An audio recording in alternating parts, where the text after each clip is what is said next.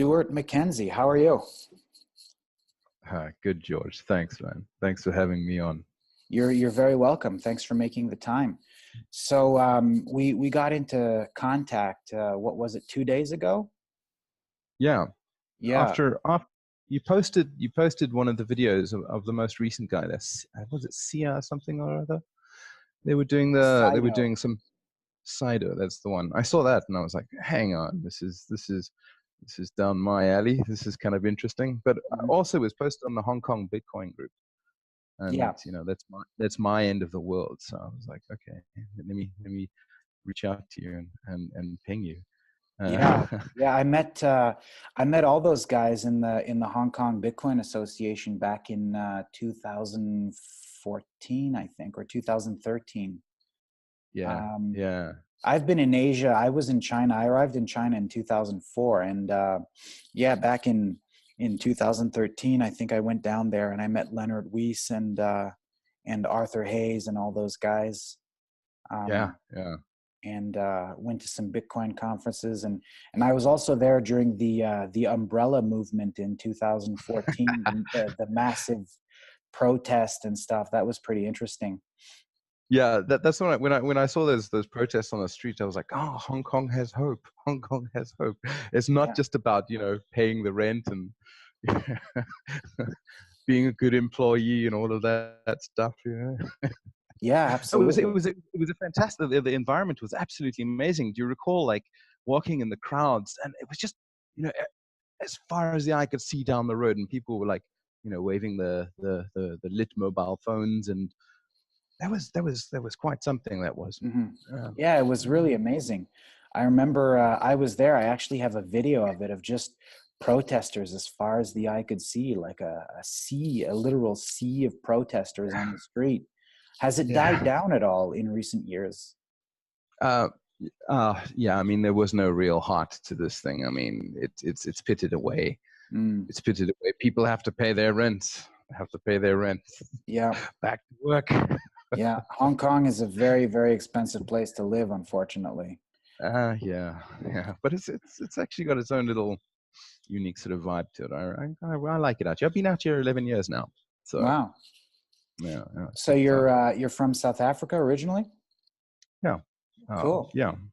Born and raised on the gold mines, which are the deepest gold mines in the world. Wow. And that didn't mean I have any right to it, but I know the culture down there. It was quite interesting seeing all of this stuff. Then raised up in South Africa and then traveled the world and came across Hong Kong, and every time I landed in Hong Kong, I was like, wow, it feels like I'm coming home. This is home. So I was like, okay, let's make this home then. It's a great place. I mean, it's like within 500 kilometers radius. You in the center, you've got like half of the population of the world, just right here. And it's like, so many different sorts of foods, culture, all sorts of good stuff going on here. But yeah, anyway, Hong Kong is a really cool city. I mean, I've been there many, many times because when I was living in Shanghai, I was usually not on a work visa. And every few months, I'd have to go down to Hong Kong, cross the border. All I had to do, I literally just had to go to Luohu, go across, like take the train to Hong Kong, cross the border into the subway station, and then turn around and come back. Get a stamp in my passport, and then turn around, come back. That for some odd reason, the Chinese government just wanted me to exit the country, even though Hong Kong is technically a part of their territory now. They made me take a train for 12 hours to go down to the border. But once in a while, I'd actually go into the city, and I'd visit and I'd do stuff, and I'd go to Victoria Peak. And but it's not only China. I mean, like when I was living in Taiwan for a year, I had to do the same thing, and that's where I was flying into Hong Kong for that precious damn visa stamp thing. Yeah, and then you go back for another 6 month haul. How was your experience with Taiwan? I actually lived there back in 2004 before I went to China for a couple of months. 2004, did you say? Yeah. Oh, I was in Taiwan in 2004 for about just under a year. I specifically went to learn Chinese. Mm-hmm. I wanted to immerse myself in a completely Chinese-speaking environment, so I chose Taichung, which is in the center of Taiwan, and I know there's not much Taiwanese, and I know there's not much English, which is up further north towards Taipei. Mm-hmm. And yeah, so you know, I went on this sort of hardcore thing, like no English-speaking friends, no Caucasian friends, only Asians. Oh man, I won't do that again. But I learned how to speak Chinese, thank goodness. Mm-hmm. But now it's been bastardized by a mixture of Cantonese and Mandarin together. My wife constantly complains about how badly I speak. Really interesting.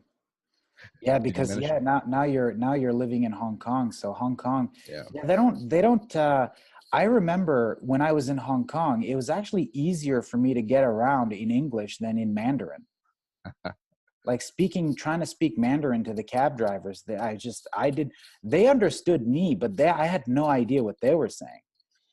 I know. Yeah, it's like I still have that problem. Yeah.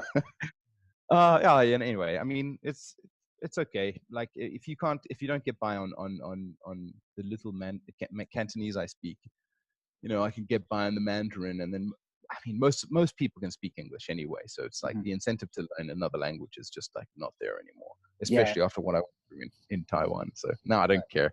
I don't care. Just go have some fun. Anyway, we're not talking about all this stuff. What are we talking about? Decentralize the world and new internet, stuff like that. So the thing that you mentioned, I'm curious. Let me start with a question. I'm curious. What's inspiring you to create these series of posts, because they totally grabbed me.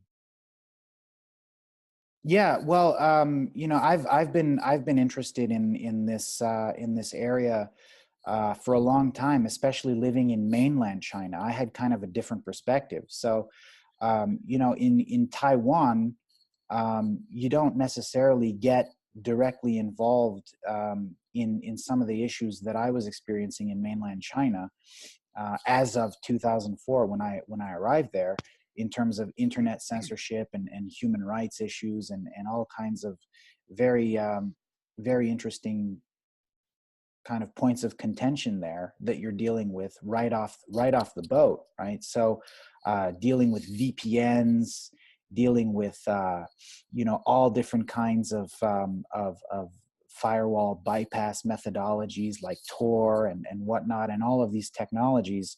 I've been using them for a long time out of necessity, right? I've just kind of known how they work and known what their pitfalls were, and kind of understood them not at a particularly deep level, but just understood their functionality and their relevance, you know, very early on in my adult life. So, you know, when Bitcoin came around in 2009, you know, I didn't get involved with it immediately. I kind of dismissed it. But around 2011, 2012, right, at that point, it was like, okay, well, this is actually very interesting. Back then, I was really interested in doing kind of out of band communication. So I was well, even before BitMessage, I had this idea. I had this idea of conquering the world over IMAP, right? Internet Message Access Protocol. So it's basically, I wanted to build an email client that would send encrypted messages end to end. But the reason I wanted to do this was because what's interesting about email is, imagine if suddenly the Chinese government decided to block email, right? I mean, the collateral damage that would cause would be catastrophic to their economy, right? You can't block email, not really. You can't really just say, well, yeah, we're just going to block all foreign email providers. That would just be impossible for them to do that. But, you know, email in and of itself is not really a great protocol. Well, I don't know. It's ubiquitous. it is ubiquitous. It is ubiquitous. That is true. And its ubiquitousness means that it can, again, it can fly under the radar of any firewall, because you really have to be looking at an email to understand what's in it. You know, you have to do some pretty deep packet inspection, for example, on an email to understand that it's encrypted or whatever. And there's some interesting stuff that you could do with image steganography. You know, you sending pictures with encoded data in them and stuff.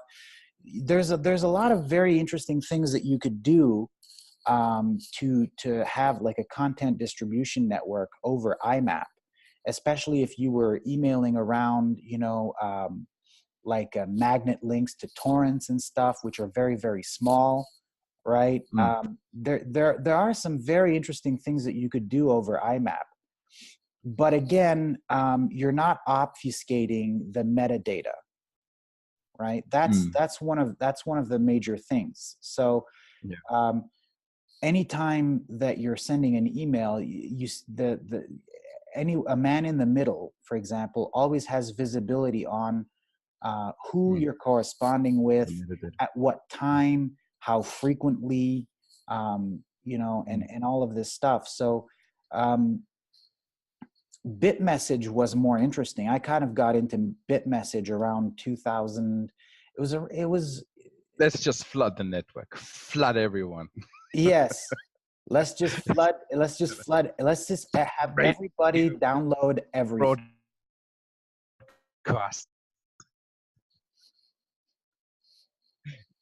Yes, exactly. Kill the video as per the protocol, which to kill it as soon as there's a breakage, I'm going to kill my video audience so that you can hear the audio, and then once we come back, then I'll enable it. I can hear you now. So okay, cool. It's interesting you mentioned your background. I think what happened. I'm going to enable the video. I think what happened for you is that you're actually immersed in this Chinese environment where you're subjected to these sorts of constraints, and much of the Western world where they brought up in their towns with and cities that have first class internet speeds, and they don't see these problems. But like I've seen these issues too, but also from a different perspective. Growing up in South Africa, where you have monopolies that are going to fleece you for access to the internet. So like those ideas of doing like internet over email protocols, they were all floated around back in the day. But also when you go to places like Rwanda, it's like you get massive internet outages. So it's like a real thing. Like the problems that are faced are a real thing on the edges of the internet. Let alone you going to like Filipino islands in the Philippines where electricity is scarce, but they do have internet access because of the cards and whatnot. Everything's over the mobile phone data things. So yeah, anyway, so it does actually, from my perspective, is like when I first got into this, it might have been about earlier than 2007, around about then, and I wanted to do something very simple, which was to send something from Hong Kong to Australia, and it was a small thing, and it was more expensive to send it to Australia. So I was like, well, okay, then I'm going to create a website where people can, like, through the 6 degrees of separation, move things, over frequently visited common locations of where people visit on a regular occasion. And the software would work it out and work out a pathway between all these points of connections, and like maybe the pilots would be pretty hot ones because they would be the small world connections between different communities, right? And we actually came up with this thing, and I managed to route physical packages to different parts of the world. And actually, this is one of the, I'm talking about it now, but this is one of the ideas I want to create. Eventually, it's like my house keys. Now, I shouldn't actually show you the keys because you can actually reverse engineer the keys just from a photograph. My house keys were taken by a couch surfing guest to Beijing. And I was like, oh, well, shit. I'll just use my website to bring it back to Hong Kong. And after a month or so, it actually arrived. It came back through the 6-degree separation, yeah. So setting about doing this was like, you know, that was my first sort of like, yeah, I'm going to build up a cool thing. And going through the process of actually setting up the web server and all of that stuff, I was like, this shit can be taken out. Like, I don't want anybody to stop this. I don't want like governments to put me out.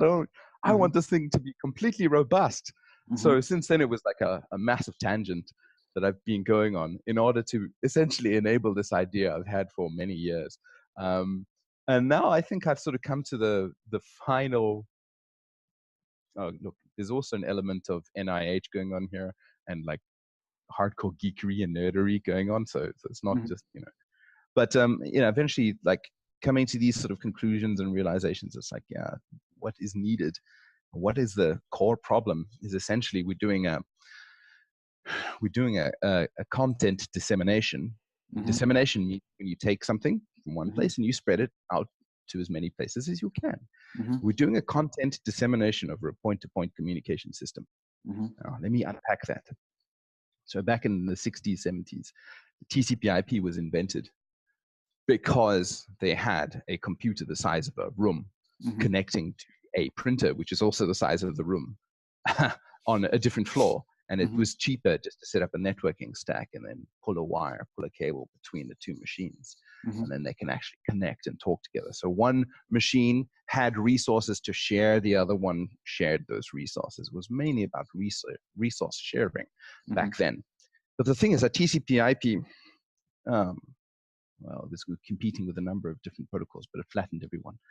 It was such a success. It was so successful at what it did of connecting machines together, it essentially became a success disaster. Kind of like what you were sort of inferring through the email protocol. You know, it's like not such a good thing, but yet it's ubiquitous. It's so good at sending emails that it's everywhere now, you see, and now you can't do anything with it because it's like, it's become a success disaster. The problems have changed. The original problem of connecting machines was completely solved.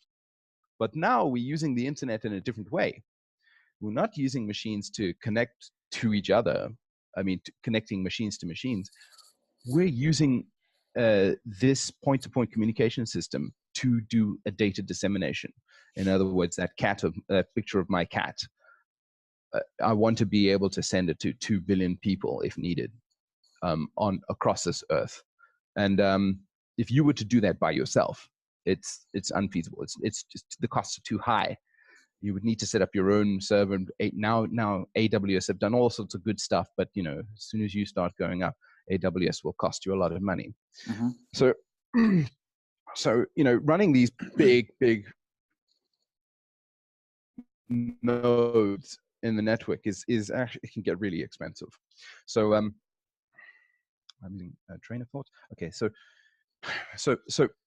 TCP/IP is a point-to-point communication system. Now, if I want to take that picture of my cat and send it to 2 billion people, I have to have a node in the network which is powerful enough, which has enough resources in the form of software engineers and networking engineers that is able to scale up this thing to do all sorts of DNS hacking and all sorts of tricks and fun stuff to be able to handle millions of concurrent TCP/IP connections at the same time. And this is the reason why, you know, Google have like soaked up all these people, is because that's what they essentially are doing. This is what all these tech giants are doing. It doesn't matter so much about what their service is. The core thing that they're able to do is to do content dissemination over a point-to-point communication system. Mm-hmm. And if they're able to do that and then soak up all the talent associated with that, then naturally they'll become a winner. So then the question is, okay, so is there a networking protocol that takes the concept of a content dissemination and builds it into the networking protocol? Mm-hmm. If you can do that, you get the stuff free of charge. In other words, you, George, are able to disseminate your picture of mm-hmm. your cat to 2 billion people at negligible cost to you. Mm-hmm. And what does this mean? This means that people on the edges of the internet, like for example, out in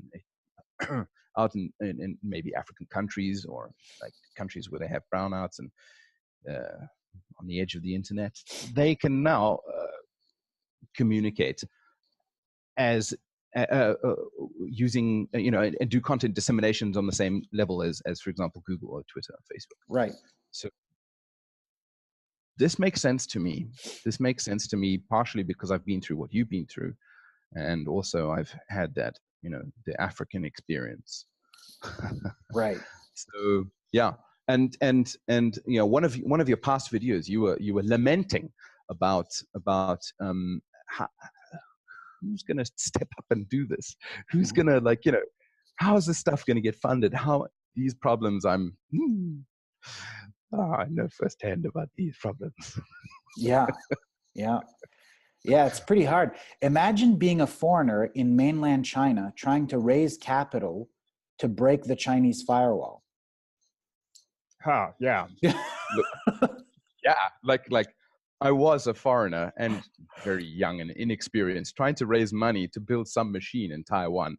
Mm-hmm. I could just extrapolate that idea. That's hard. Yeah.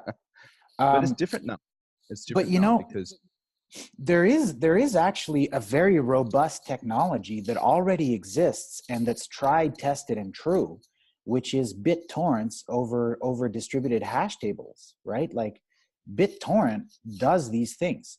If you could have torrents with web-like behavior, you could essentially have a video. And there was something a while back called what was it?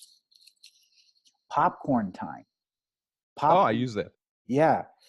Popcorn Time was cool. I don't use it anymore because it asks it all every time I try to install it. It wants the root password for my MacBook, and I'm like, fuck that. I'm not giving you root. But how obnoxious. Yeah. Well, no. I mean, if they told me up front, well, we want to run a Bitcoin miner on your CPU while you're using our app, I would be okay with that. I would be fine. Oh, really? Yeah. I would be like, well, okay, these guys want to make money. They're developing software and they have a novel business model. But what exactly are they? I'm not giving pirates root access to my MacBook. I'm just not doing it, right? That's just not going to happen. So if there was a version of Popcorn Time that didn't require root, I would run it, but whatever. But it was cool. I did run it a few times before it required root. And it was interesting because you could actually stream a video, not entirely unlike you stream a video off YouTube or Netflix. So what it would do is it was using BitTorrent to actually get the pieces of a movie in relatively sequential order, so that you could watch it as you were downloading it from the swarm, right? So that was a cool application. So I mean, the BitTorrent protocol is already capable of doing everything that we really want it to do in order to replicate Web 2.0 style experiences on a fully decentralized Web 3.0, as I call it, decentralized network, right? So the only thing that's missing from BitTorrent is more user-friendly functionality. It's just a feature set that can easily be built onto BitTorrent. But BitTorrent already does all of this stuff. Like a distributed hash table is essentially the same thing as a domain name system, right? The domain name system just points, let's say, facebook.com to a static IP address.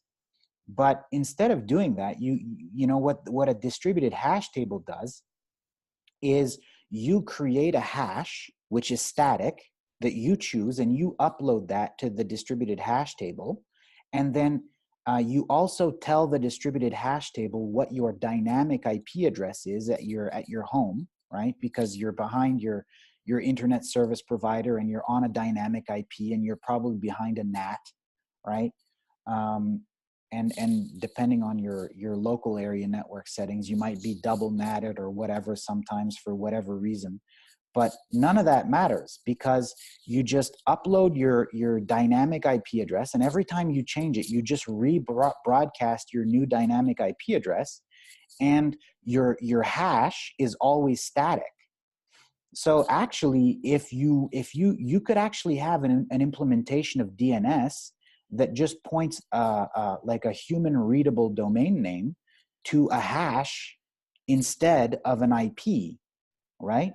And then you could replicate a domain name system over a completely distributed infrastructure. So everything that is being done right now on the internet, in terms of blogging or vlogging or web services or whatever, could be completely replicated and totally decentralized just using the BitTorrent protocol. And again, when you're talking about something that's completely decentralized like that, like a distributed hash table,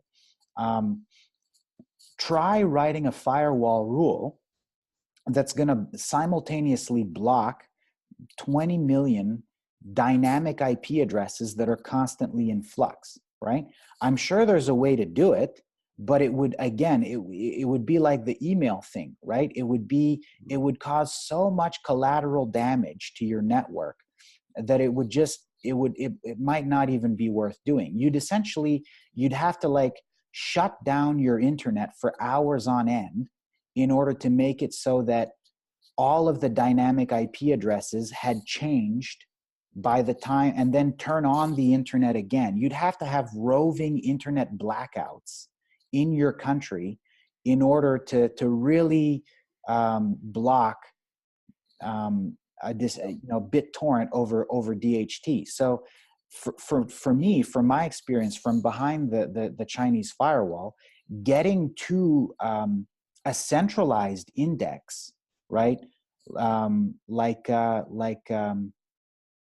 Like the Pirate Bay, for example, getting to the place where I can find the magnet links, which is, again, on the incumbent internet technology. It's a website on the domain name system, which can be blocked by the firewall.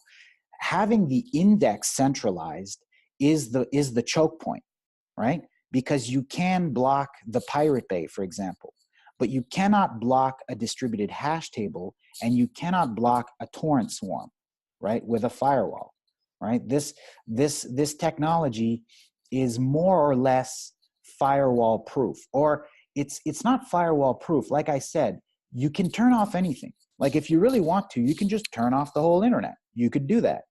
But then that would cause some serious economic ramifications to your country. So I'm very excited about IPFS because, you know, I've heard Juan Bennett speak on a lot of his a lot of YouTube videos. You're packing a lot in there. Yeah. I'm not so sure I subscribe to that newsletter. There's a lot to unpack there. Okay, go ahead. Okay. Firstly, I think you were going to go into the IPFS, and I think I know your track. But from my perspective, it's like I don't want to see addresses at all. I don't want to see IP addresses at all. I don't want to have any DNS resolution at all. I don't want to have any, because as soon as you have that, then you're going to have monopolies that are going to index this stuff. Those are the Googles of the world. And then as soon as you control that information, then you've got then you've got surveillance capitalism will come shortly after that. Mm-hmm.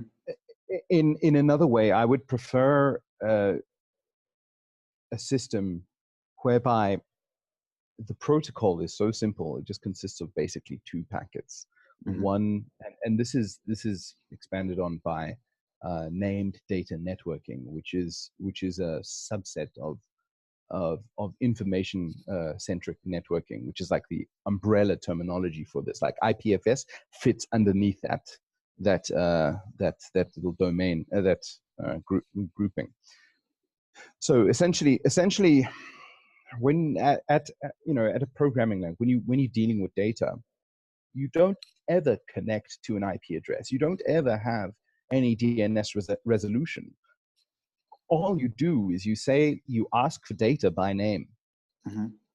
You ask the network for data by name. Then the network will go and find that data wherever it is on the network, and then bring it back. Yeah. And yeah, there's no DHT or anything like that. It's there are different. Well, okay, this is still a bit of a research subject, but currently a naive implementation is you take your question, which is called an interest packet, and it's very small, it's very tiny, and you say, this is the name of data I want, and you can have the version of that data explicit in the name. So, like, okay, George's lecture series 1, and then an application would be intelligent to make it to get to the next one. That question is then broadcast on a lower level, where these machines are able to see IP addresses. But the point is that it's not constrained to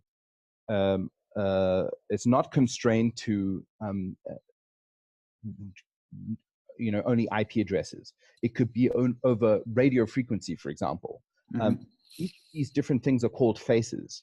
So you can have a TCP/IP face. You can have a radio frequency face. You can have freaking Morse code if you wanted to. You can have like carrier pigeon face if you want.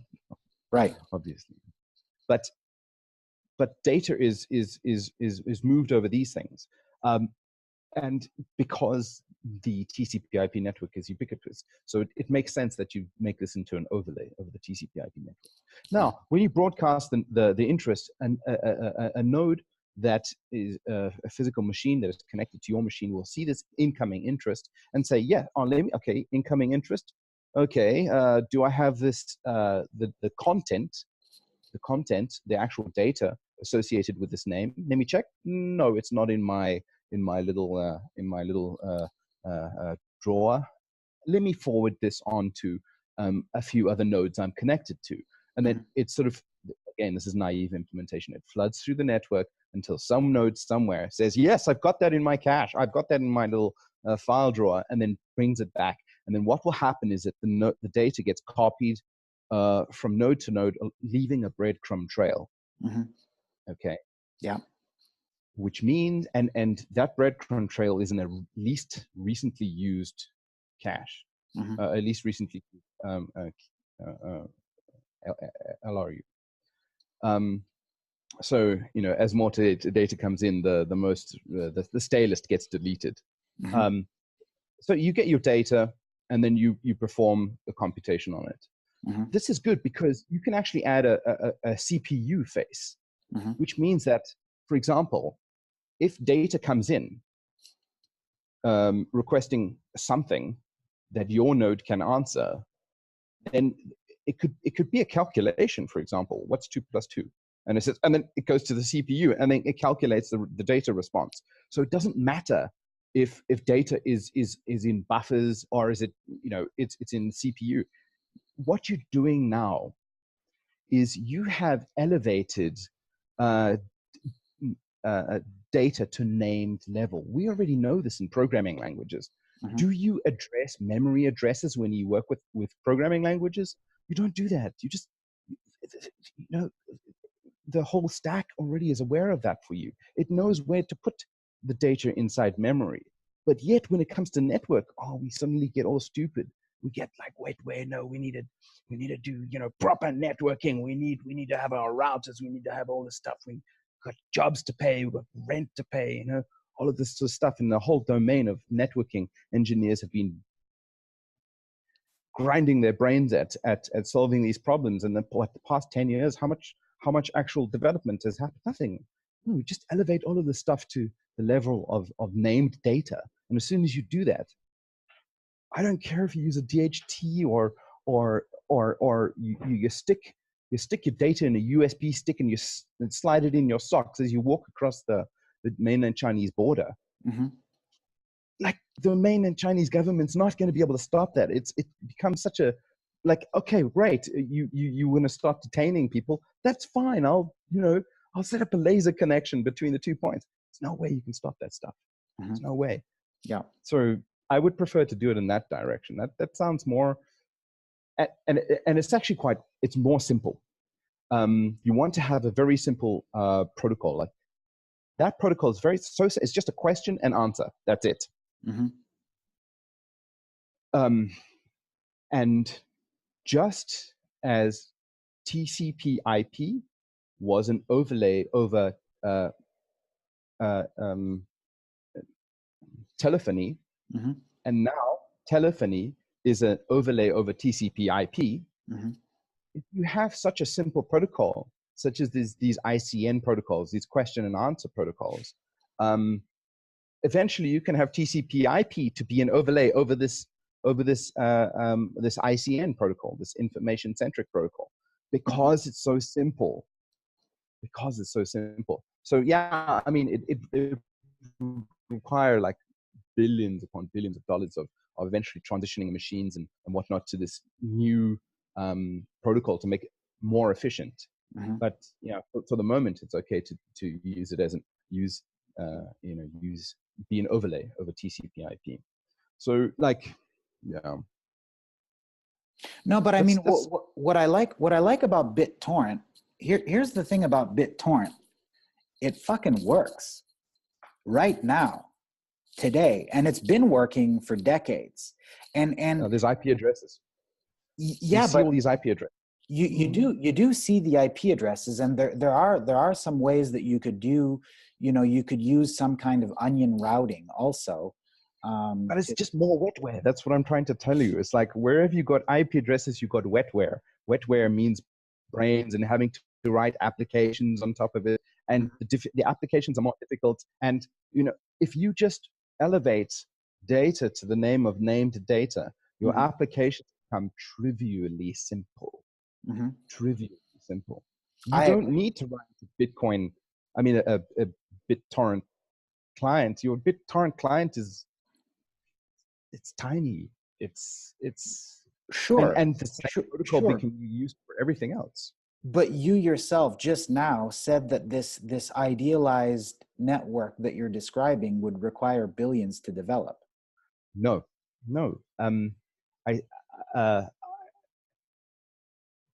It can be used as an overlay. Mm-hmm. It makes sense to use existing infrastructure.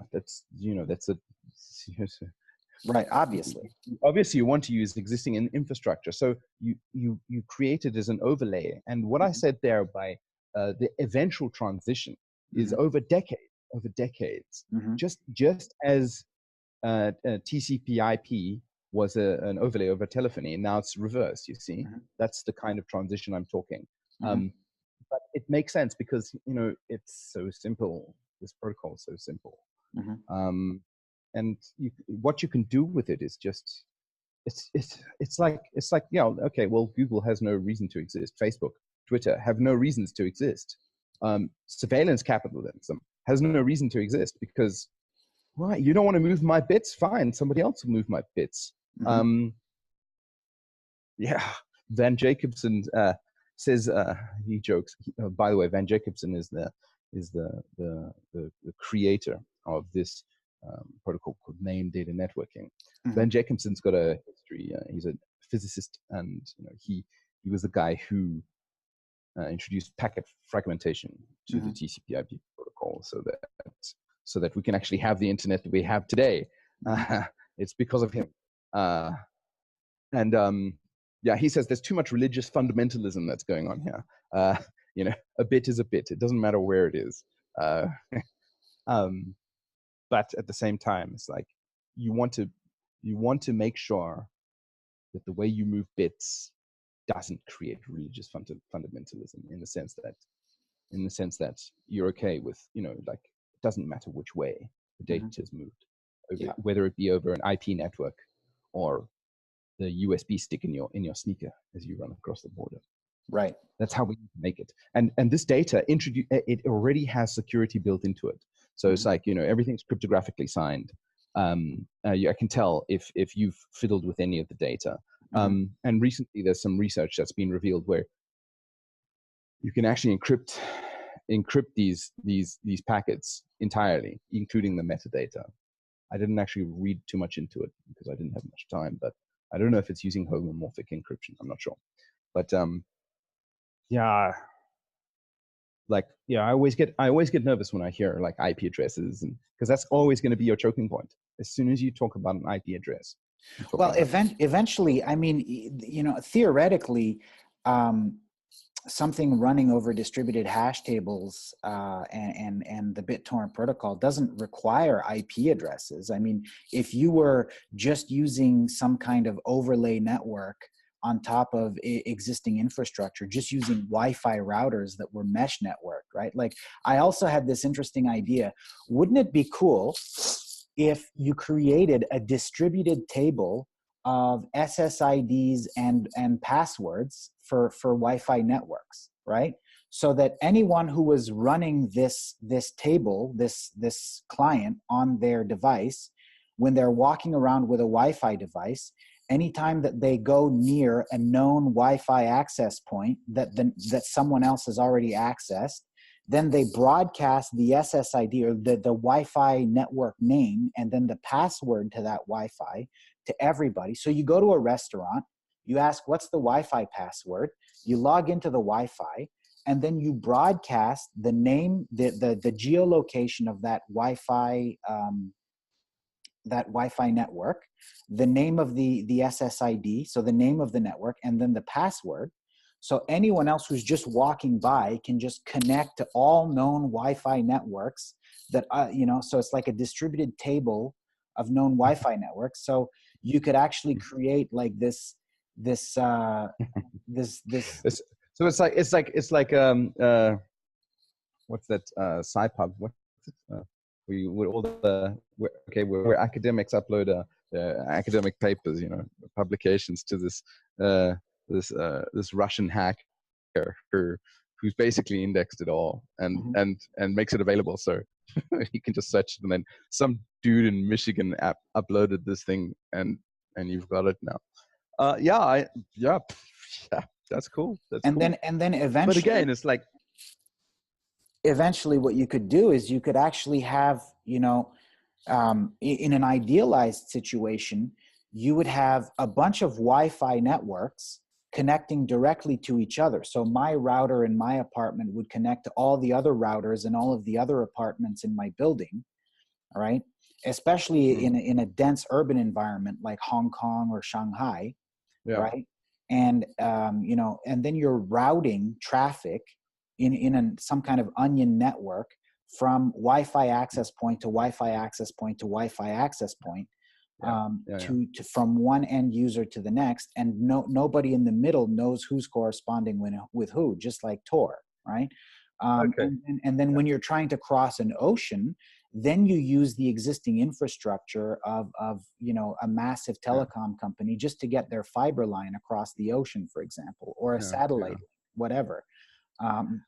But having a Wi-Fi mesh network in a dense urban environment makes a lot of sense for many reasons.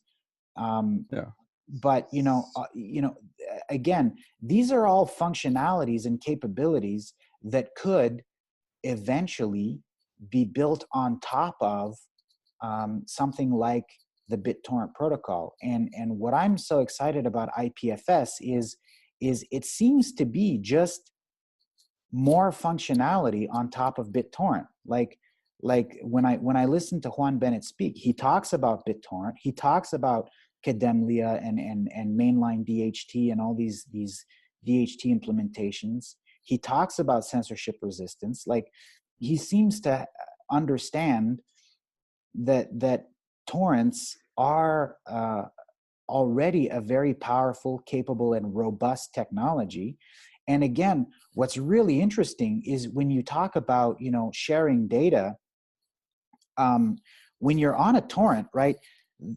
Let's say you have a really large movie file. It's all divided into small torrent packets, essentially.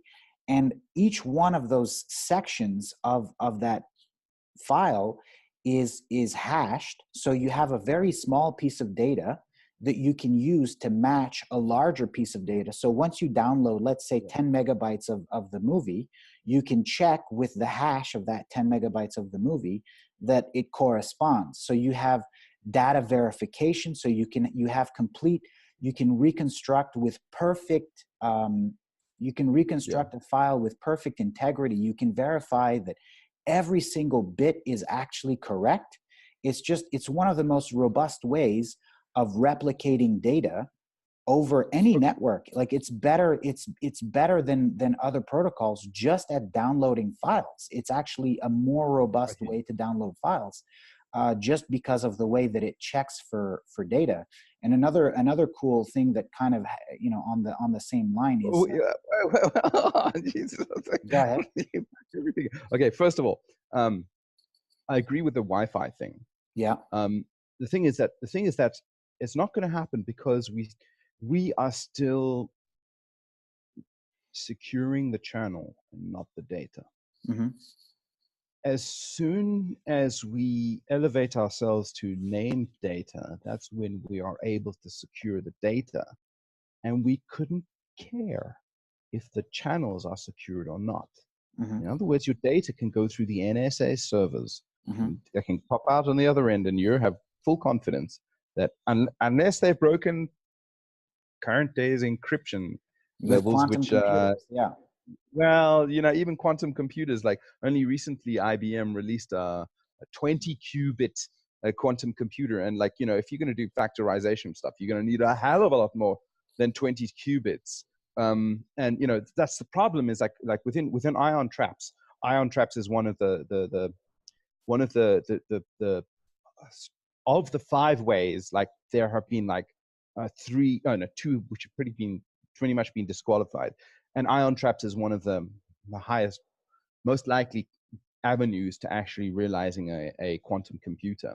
Mm-hmm. And first of all, like, people like Rainer Blatt and David Wineland, they have said, like, we have no idea when quantum computers are going to become a reality. Now they're busy talking about quantum simulation. You know, it's, you know, the you know, keeping entangled ions in the hundreds to thousands range, or even further than that, is just that's where you're going to need factorization. But before we go, right? So the quantum that we're talking about, encryption there. So like, okay, given we can with a relatively high degree of confidence, we can say that the NSA has not managed to break current standards of encryption, because they're busy messing around with you know, I forgot what these attacks were, but like, you know, lowering CPUs and random number generators, compromising those on that level so that they can weaken the encryption. So yeah, only once you're at the point where pretty much all your data is named and it's ubiquitous on that level, then you can start to have all these Wi-Fi networks connect with each other without any password. It doesn't matter. They just connect with each other, and then you can just broadcast and do all that sort of stuff. That's great.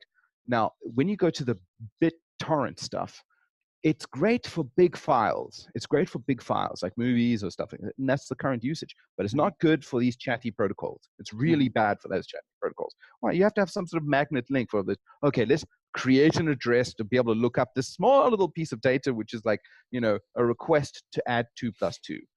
Fuck off, it's not going to happen. So you want to have a protocol which basically skips all of that crap. And this is where you get into the point of the named data networking, which is the simple interest and data. So for example, if I want to pull a very big file in a named data network, I am going to issue, so I'm going to issue just an interest, which will go out into the network, and then it'll be copied back down the way. So the question is, like, what happens if it's a really big file and one of the nodes doesn't have enough space?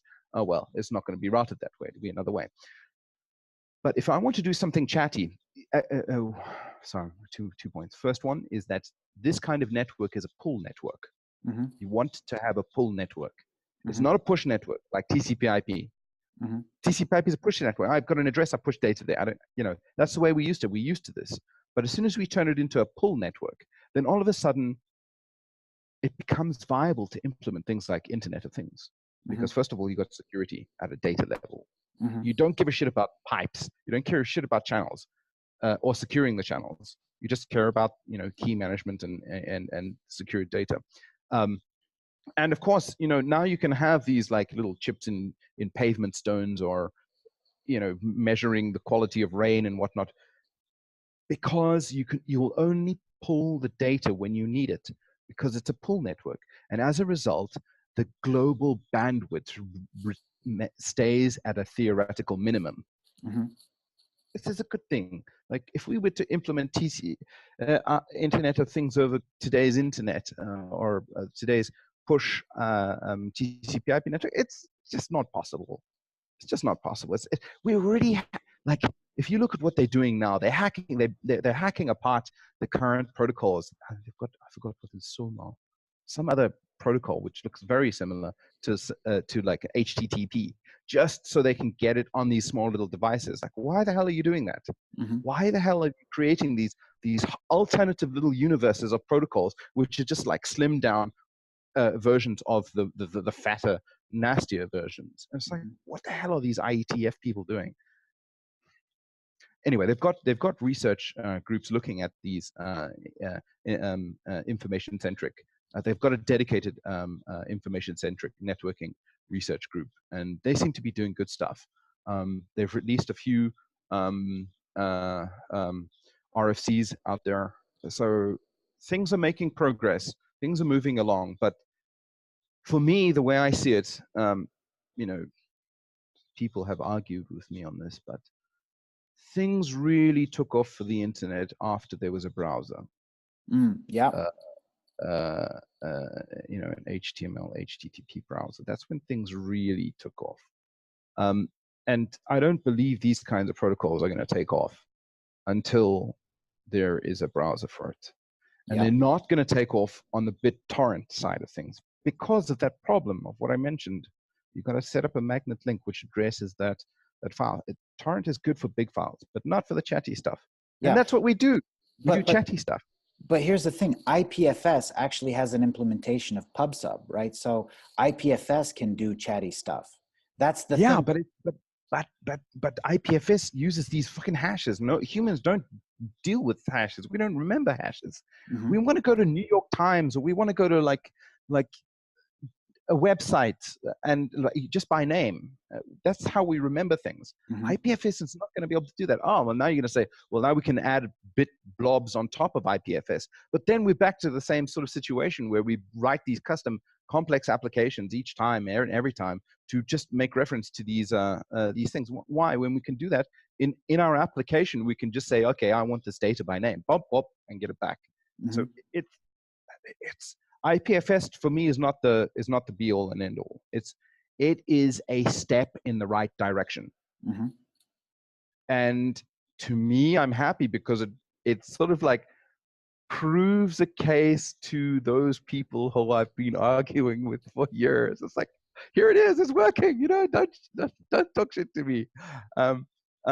And again, like, it's a step in the right direction, but like the end goal is you want to be dealing with data in the same way that you deal with data in a programming language in your L1 cache. Basically, you've got your named data. You create a variable. It's got a name.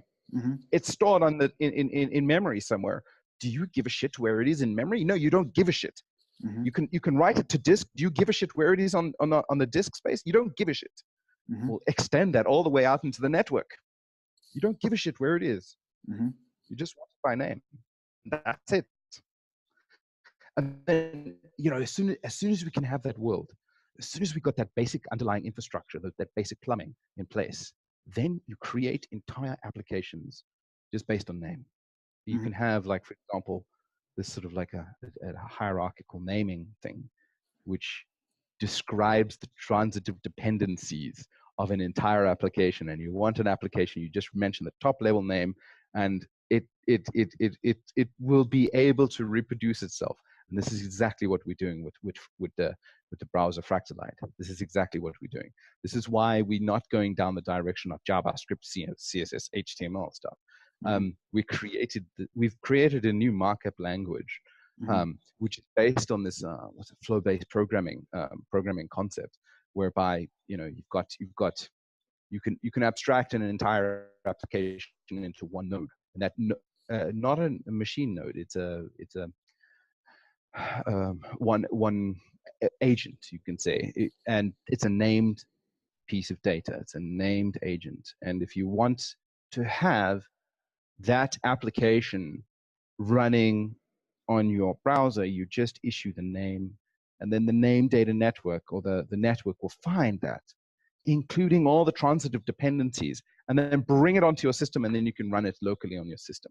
And you can audit the source code to see whether, you know, it's been compromised or whatnot. And it's only in these scenarios will we be able to return the sovereignty, or allow people to, you know, not hand over their identity to these big organizations like Google. And, you know, you want to connect to a website, you know, you use the, oh, well, yeah, Google's got my identity. Oh, Twitter's also got my, what's OAuth, that shit like that, right? We don't need that.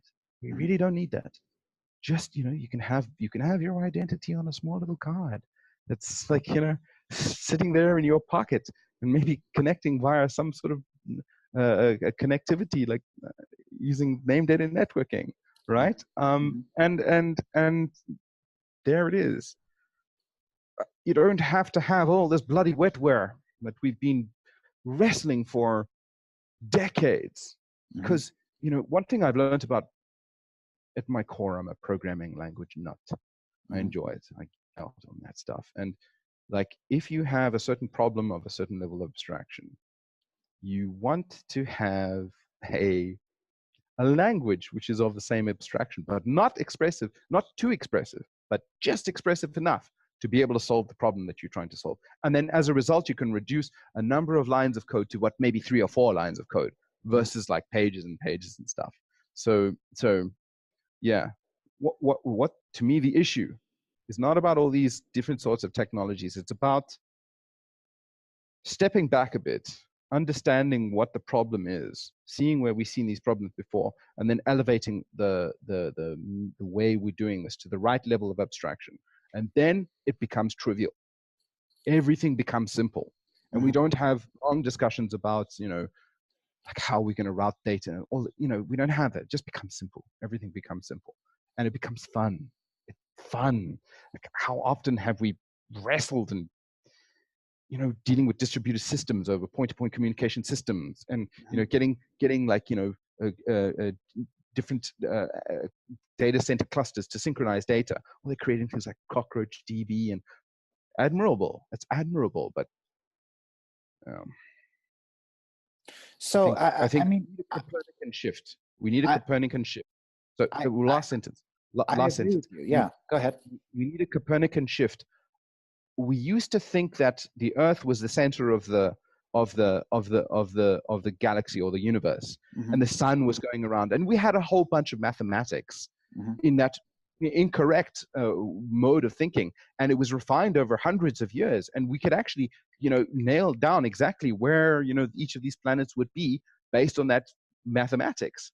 And then only after, you know, actually realizing actually the sun is the center of the solar system, are we able to create more accurate mathematics, which will be able to give us better predictive abilities. We need to do the same thing. When it comes to data, when it comes to networking, the host is not the center of the universe or the solar system. The host is not the center. And as soon as we start speaking about networking situations where the host is the center, you're looking at the Earth as the center of the solar system. Data is the center of the solar system. Mm-hmm. We need to do it this way, and it's really, it takes time to make that Copernican shift. Okay, my passionate statement is said and done. No, I mean, I fully agree with you. I fully agree with you on most of those points. It's just, for me, again, I approach it in terms of how do we solve, is there a way to solve the problem with off-the-shelf technology? Because if there's something over here off the shelf that works right now, today, that will do mostly what I want it to do, and then maybe if I build a few features on top of it, it'll do everything I want it to do, mostly. You know, I think that that's definitely something worth looking at. If there's something that currently exists today that can solve the problem of, you know, internet censoring, obviously, right? Then we definitely want to look at that. And what I can tell you is that BitTorrent using DHT definitely solves the problem very effectively. It doesn't necessarily solve the problem of an anonymization, right? So your ISP definitely knows what other dynamic IP addresses you're connecting to. There's definitely still some man-in-the-middle observations that are possible. But for the most part, it's very, very, very difficult to censor torrent swarms running over distributed hash tables already. That's just true, right? We have to recognize that a significant achievement in the field of censorship resistance has been achieved with the existing BitTorrent protocol, right? And that's my only point. It's been done, it works, and it's been working for decades, right? And it works very well. Actually, again, in terms of how do you download a large file, all right? If you, like, back in the day, this is not really a problem anymore, but sometimes you download something from let's say Microsoft or you know, Apple or whatever. It was a large file, and then yeah, you'd lose packets, and then the download would interrupt, and then you'd have to start the download over, right? In terms of downloading a large file, again, BitTorrent is definitely very good for that. And it's actually more robust than other protocols for downloading large files, right? It actually works better. So I just want to give credit where credit is due. That's my only point. Now, in terms of your point about we want to be having, I guess, this universal table of named data. I mean, I don't disagree with you, but I wonder, wouldn't, because I'm not you know, a programmer like you are. So I'm wondering, like, wouldn't that require that everyone have essentially an immutable table of named variables that have the same values? Like how would that, no? How would that work exactly? No. Okay, so it's not a lookup table, huh? There's no table here. Okay. Well, essentially, okay. Data. Okay, let's look at it from a system of input-output point of view. Each node has inputs and outputs. The inputs that come in to yourself are, okay. Just imagine you're in a room, and you've got one side of the room, you've got an envelope slit, and you've got another envelope slit that goes on the outside, and you've got a few file drawer things. One file drawer thing is called your content store, which means you've got stuff that has stuff. It's the data. It's the data which has got names, and you look them up, and you've got names on each one of these bits of data. And you also have a pending another file drawer called a pending information table. Mm-hmm. This is data that you have that you're waiting for an answer for. Okay, so you're sitting in your room, you've got your file candidate. There's another one called a forward, but I won't talk about that one. A bit of paper comes in and says, right, I'm looking for this name. Okay, let's call it George Video 1. Mm-hmm. Now I immediately go to my content store, the file, I pull it out and I say George 01, George 01, and yeah, I've got a George 01, but it's not signed by you. It's somebody else. Mm-hmm. So I don't have the data that's been requested. So I'm going to take that piece of paper and I'm going to forward it.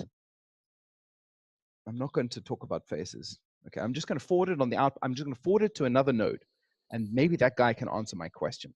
But now what I'm going to do is I'm going to take a copy of that input and I'm going to put it in my pending information table. So I know that somebody has forwarded me this interest, and it's from this particular input slot, and I'm going to put it in there. And now let's say I'm busy twiddling my thumbs, and then I do this process a number of times, and then suddenly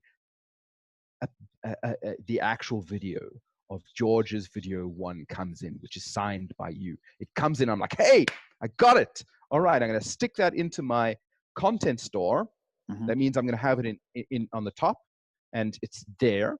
And I'm going to now kill the entry that's inside the pending information table. Because now I have the data for this thing, and I'm going to take the data, I'm going to send it back in the same hole that you sent, that this person sent it to me. So now they're going to have the data arrive in their little room, in their room. And now, okay, I'm happily removed a pending information entry from my table, and I'm busy doing other things, and then somebody else comes along and says, okay, I want George Video 1 signed by George. I take a piece of information, I search through my content store, I say, yes, I've got it. And I immediately take it from the content store and I send it back to the guy.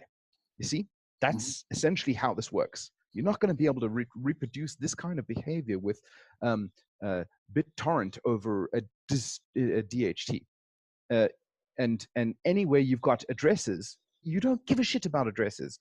All you care about are the faces or the little slots. Like this slot is connected to that thing. I don't care if that thing is connected via carrier pigeons or Morse code or radio frequency or TCP/IP. I don't give a shit. It's just a slot, and I'm going to move the data in the slots, and that's what I'm doing. That's all I'm doing. And that's the process. That's the simple process that is expressive enough and no more expressive to solve this particular problem of moving data around by names.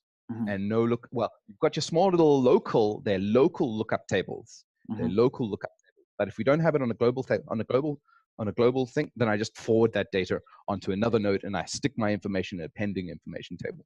As soon as the data comes back, maybe it could be, there's a staleness. I could set a staleness factor. But if the data is moving over carrier pigeon, I'm going to make sure that the staleness variable, which is in the pending information table, is going to be like a long time.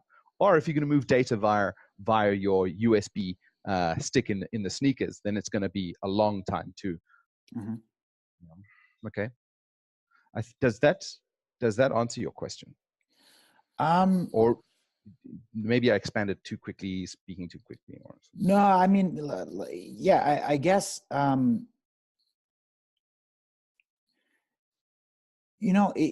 of the major issues that I see is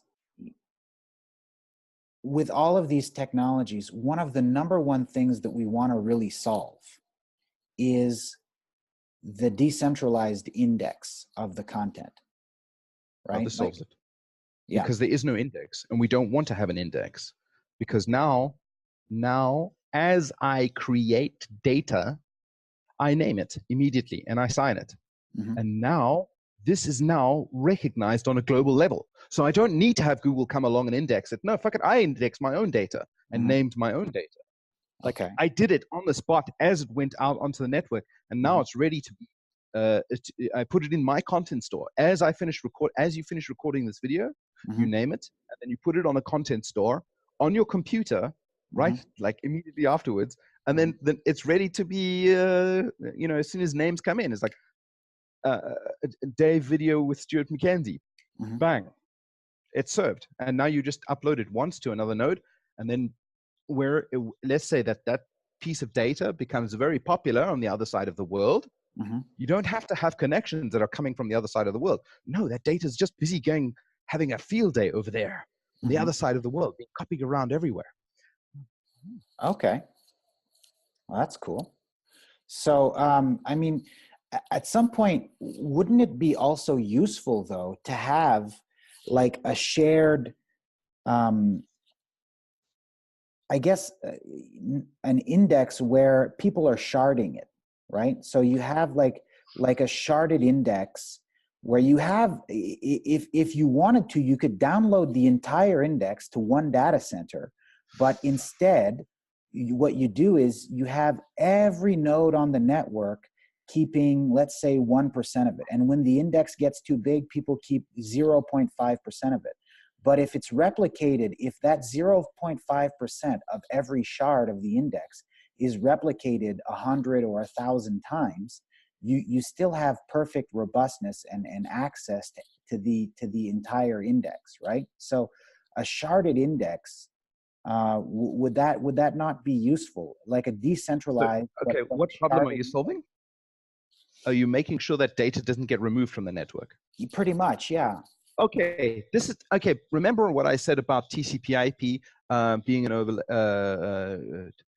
overlay over telephony, and then now telephony is an overlay over TCP/IP because the protocol is so simple. Well, this protocol is so simple, you can build anything you want to do on that. If you want to build little warehouses, if you want to set up a company which specifically specializes in having clients and keeping their data around, you can do that. You can say, well, okay, I am going to issue, okay, so I'm a data publisher and I'm paying another company to make sure my data is readily available across the world. And this company has a number of servers in all the major cities. I'm going to, and I publish, and you, George, finish your video with Stewart Mackenzie, and you're going to issue an interest request saying, essentially, that company make a request to pull this data, George's Stewart Mackenzie video, and then what will happen is this interest will then be broadcast across the world, and then those nodes will pick it up again. I say this naively. This is a naive implementation. Those nodes across the world will then receive this piece of this information coming in on the slot saying, oh, this is me. Oh, I need to make a request for George video with Stewart Mackenzie. It's signed by a customer. Let me check now remember, I can do multiple things, When this information comes in, I can say, okay, I need to check my CPU. I need to check up my own little internal customer table and say, yes, George's is a customer. He's paying. He's in the black. He's all good. All right. Now I'm going to say, okay, I can throw this piece of information away, and I'm going to issue a request for this data, George's with Stewart Mackenzie, and then you're going to get these requests, and then it will then send it out. And then what they will do is they'll take that video and then stick it on a database. It could be MySQL, it could be whatever data is there. And why? Because remember I told you about faces. You can have faces to the TCP/IP network, to Morse code, to carrier pigeons. You can have a face to a specific custom application which is plugged up to a database. So when an interest comes in, or when data comes in which is signed by George, it says, okay, this is a customer, and then sticks it in the database. So in future, and not the content store. It could also be in the content store, but the content store is the least recently used buffer. You want to stick that in a database. So any future requests for that data, that particular node will check the content store. Say, do I have George video Stewart Mackenzie? No, I don't. Well, previous requests for this data have been satisfied by this face. And that face, from inside the room, you don't give a shit where that face is connected, but actually that face is connected to a custom application which is specifically written for customers, which will reference the database for that thing. And then very quickly, it can destroy the pending information table entry and then send the data on. So you can more than easily recreate these sorts of archival processes, and it's like, because I mean, the reason I bring it up is because, there would definitely be some attack vectors if you wanted to, for example, purge a problematic video, say of the Tiananmen Square massacre, for example, right? If you could get every copy of that inside your network, if you could find every copy, right? But if you have a global network where you can observe that this, let's say this file that has this hash, well, the seed count is going down. So since I'm a seed of this file, I'm going to make sure that I definitely don't delete it. And also, since I'm currently holding this shard of the global index, I'm noticing that this file that I'm not seeding, the seed count is going down. So now I'm going to download it. I'm going to replicate it and make sure that this file always has, let's say, at least 100 or 1,000 seeds on it, right? Whatever the ideal number is. It may be 100, and then if it starts to go below 100, there's a critical level, and then you just have a global network that agrees by consensus that there should always be at least a minimum of 50 seeds or something like that. Whatever the optimal number is for making sure that you cannot necessarily purge a video from the global index, right? So having global index that is sharded, so that again you don't need Google, right? I broadcast a search query to the sharded decentralized index. It goes out. Let's say that the network is small enough that everyone is sharding 1% of the total index, right? So I send my search query to 100 nodes, and then they return, all of the links that they have, all of the content that they have to anything that is relevant to my search query, right? So I have the same kind of experience that I would have on a centralized search engine like Google.com. But now the advantage is, number one, the algorithm, right, could be some kind of genetic algorithm or neural network that I'm optimizing on my own computer, right? So because and then I have transparency. So this algorithm is something that is actually optimized to get me the most relevant search results.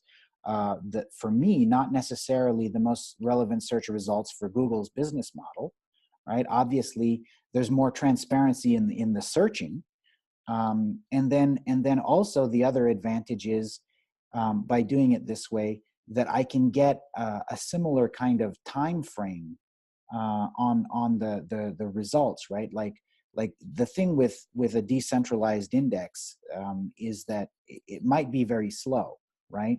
Like if I can broadcast 100 queries to 100 nodes or to 1,000 nodes or whatever, and then get results ranked within, let's say, 10 or 20 seconds, that's still usable and that's still good, and I would still use that. So I see some advantages there in having a global index, and also kind of seed balancing for archival purposes to mitigate against the risks of data purging, right? So I think that also has value there. I don't think, all right. I don't think it's needed. In the protocol I described to you, I don't think it's really needed. If the problem is to make sure a certain data is not purged, well, okay, sure, maybe the customer, the company that I chose to persist my data within this named data network, okay, because like maybe compromise, because maybe I've got a copy of that data sitting on a hard drive, and I can very easily just, okay, well, say, well, that company's being compromised. That's fine. They don't want me as a customer.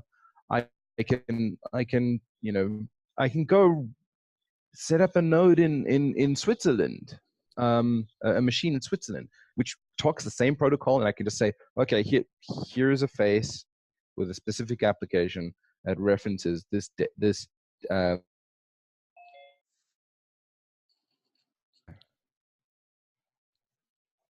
Yeah, I think we're having some issue with the George, meeting right now. Can you hear me? Hello? Yeah, I'm here. I'm here. Let me kill my video.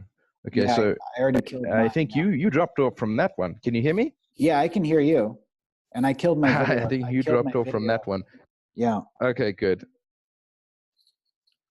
I guess there's some. By the way, yeah, go ahead.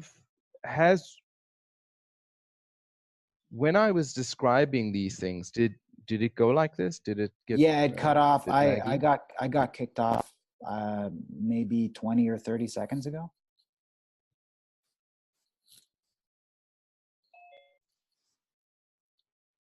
Yep. Hello. Oh dear, that's pretty bad. Yeah, I can hear you. Can you hear me? Yeah, I can hear you. Yeah. Yeah, I guess there's. All right. Okay. So having a Canada to Hong Kong video chat is still problematic in 2019. Yeah, well, you know, I know. By the way, implementing voice over IP applications becomes very easy in such things like named data networking. But yeah, I mean, like, yeah, I think as you would, to go back a step, what I just described there, it's a much simpler solution than having, you know, these nodes, and you've got a network which is constantly shifting and changing address points. Because look, as soon as you have to address, you're not addressing the data by itself. Do you see what I mean? Mm-hmm. You're not addressing the data by itself. You're addressing another degree. You're addressing a node, which will then find the data for you.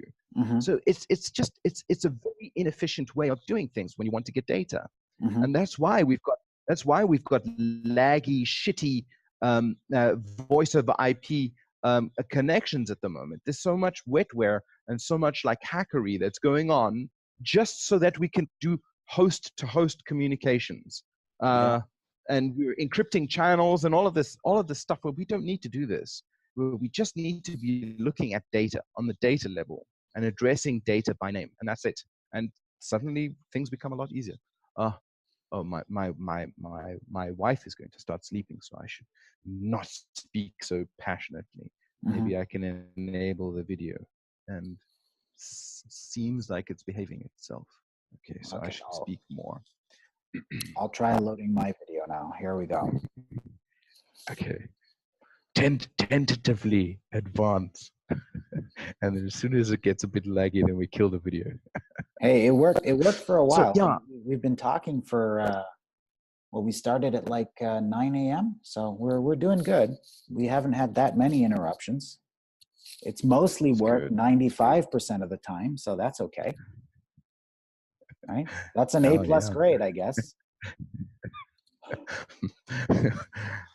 but if you pay an extra, you can go for an A++. Yeah, maybe. I'm not sure. I'm not sure how much money. I'm not sure if there's whether or not there's a law of diminishing returns there. This free service seems to work okay. well, there we go. Yeah. Okay. So that's, you know, I've had a look at all these different. Okay, I'll speak more softly. I've had a look at all these different systems, and stuff that you're talking about, and actually, you know, trying to use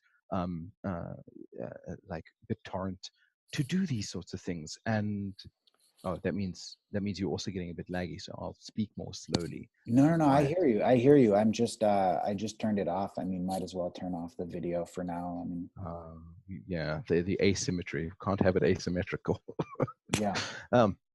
So yeah, I've looked at these different systems where you try to, you know, route data over BitTorrent, and I've looked at a lot of them, and actually tried to do it, and very quickly you hit these walls, which are just like, it's like when you experience these problems trying to do it, you're working at the wrong level of abstraction. So you need to, you know, sort of step it up a bit. And yeah, there these, you know, and like, I have full respect for people like, you know, who go out and create things like IPFS, but like IPFS cost a lot of money to write. Yeah, those engineers, you know, the dude, he sold companies and his company, and he put money into implementing IPFS, and and I see why he did it that way. You know, it's to reduce risk. You want to create a solution which is like, you know, with the highest probability of succeeding. And that was for me, IPFS is a very conservative uh, take on this. And yeah, again, like it maybe I'm sure he's fully aware. Actually, I haven't seen any of his videos, because it's like anything that you show to the end user that has a hash, that's just already unacceptable in my book. So it's like you're already off base in my world. So anyway, it's like, yeah, what I would like to see is a world where folks are able to, you know, in any part of the world, they're not constrained by these monsters, these tech giants, these guys who will police free speech, and take it on themselves to police free speech, because it's exactly those are the people that you don't want policing free speech. Those are the people that you just want to stay away from. Those are the guys that will, you know, like I understand in previous talks you've spoken about, you know, this credit, what's it, the Chinese system, the credit, social credit score. Like, yeah, I've spoken to taxi drivers, I've spoken to people in mainland China, and asked them what's their opinion on this, and they're like, yeah, it's great. It's a way to constrain and control people. You know, To be fair, though, it's on that point, I want to make a point, because previously I was quite pessimistic about it. Let me just, for starters, kind of address my overarching view on the social credit score system. So, okay,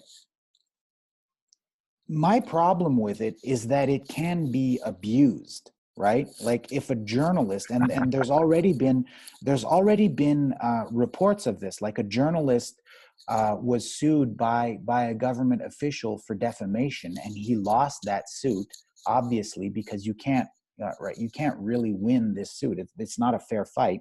So he lost an anti-defamation suit, and then his social credit score went down, right? So this system can definitely be abused, and that's the problem with it, is the potential abuses of such a system like this, because it's not done, again, in a transparent way.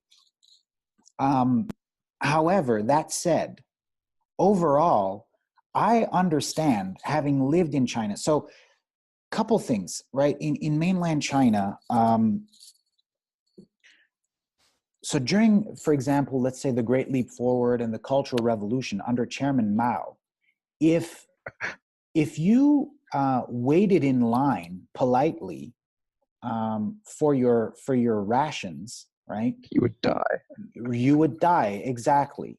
So as a result of this, Chinese people today, like in a McDonald's, right, where there's absolutely no risk that you're waiting in line politely is gonna cause you to not get your double cheeseburger.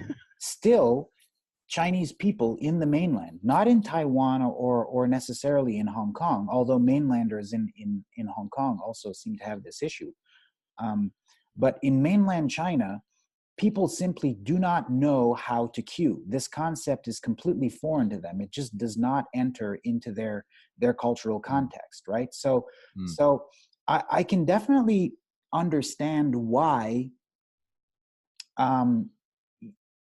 it would be desirable to address some of the etiquette limitations caused by very recent mistakes in the Chinese political system, right? So the fact that being polite was actually a major disadvantage that could actually cause your death, you know, has caused some very real problems in China, right? And again, like Chinese people today, they don't really have a problem lighting up a cigarette in an elevator. They don't understand. They don't understand why. Like they live in a bubble sometimes, and trying to impose some kind of external consequence that is a little bit of a slap in the face, like, hey, you're being a dick, right? And then you know, as Richard Paris was saying, like. Yeah, they're not necessarily putting these people in prison. They're just restricting their ability to buy high-speed train tickets, for example, right? So okay, from that perspective, I do understand why, on the whole, it might actually be, it could be positive on the whole. It could actually help China. It could actually be a good thing on the whole. Again, my apprehension to it is that it can, and it already has been misused, right? There already are reports of it being used against journalists who wrote unfavorable articles about government officials, right? So that's where I have a problem with it, is where it's done in a way by a centralized totalitarian autocratic regime in a fashion that is completely opaque and non-transparent, and where you don't really have a recourse. You can't really dispute your social credit score, right? So from that perspective, that's my problem with it. Okay, I'm fully on board with you. I don't know what's going on here. My phone just started making a bunch of noise. Okay, have you killed it? Okay, I just turned off. Throw it out the window. That was weird. That's never happened to me before. So yeah, the guys over at NSA have been listening to us, and they activated the wrong thing. They got scared. Possibly. So look, I'm just kidding. I fully agree with you what you're saying there, but you know what we're trying to do is it's like judging the sins of the past with today's understanding. It's something that one shouldn't do. Like, you know, it's I believe it's an element of wisdom of being able to understand and not judge previous things, and especially judge present day people for previous horrors. Like, for example, the current stuff that's going on with you know, oh, you were slave drivers, and therefore you should be punished because you're white or whatever like that. That's all a load of crap. And similarly, so it's like we're using Western, I would like to say Western Enlightenment ideals to judge systems which we don't fully understand. Like, for example, like when I first went into China, I went to a train station, and I was shocked at the size of the train station. I was like, why is this so big? And this is just the entryway, and then there's an exit way, and they're all separate, and they're massive. It's huge. And like when you queue up, there are like these bars, and it looks like cattle herding, and it's there for a reason, for exactly the reason that you said in the Cultural Revolution. If you queued up, if you were civil when you queued up, you died. But when I went to China, it was something like 4 o'clock in the morning. At 4 o'clock in the morning during Chinese New Year, it is ridiculous how many people there are. It is insane, and those stations are that big to be able to handle that amount of people on that you know, just on that scale. So it's like, you know, people are American people, European people in their quaint little villages, in their small little towns, are judging something which are completely different. They have zero experience about this stuff. You know, like, for example, a person like George Bush would never have fucking become president in a place like China. You know, just like a sub-municipal level governor governed the same amount of people as George Bush governed in his state or wherever it was. You know, we're talking millions upon millions of people who have many different cultures, many different ideas, many different ways of experiencing. You know, and yeah, I understand that from one perspective, it's like, yes, the journalists are the canary in the coal mine, right? And as soon as they get targeted, then it needs to be resolved quickly. But on the same point, it's like the journalists are the ones that could very quickly destabilize that system. And yeah, I agree with you. Yes, it's a form of tyranny to take out journalists.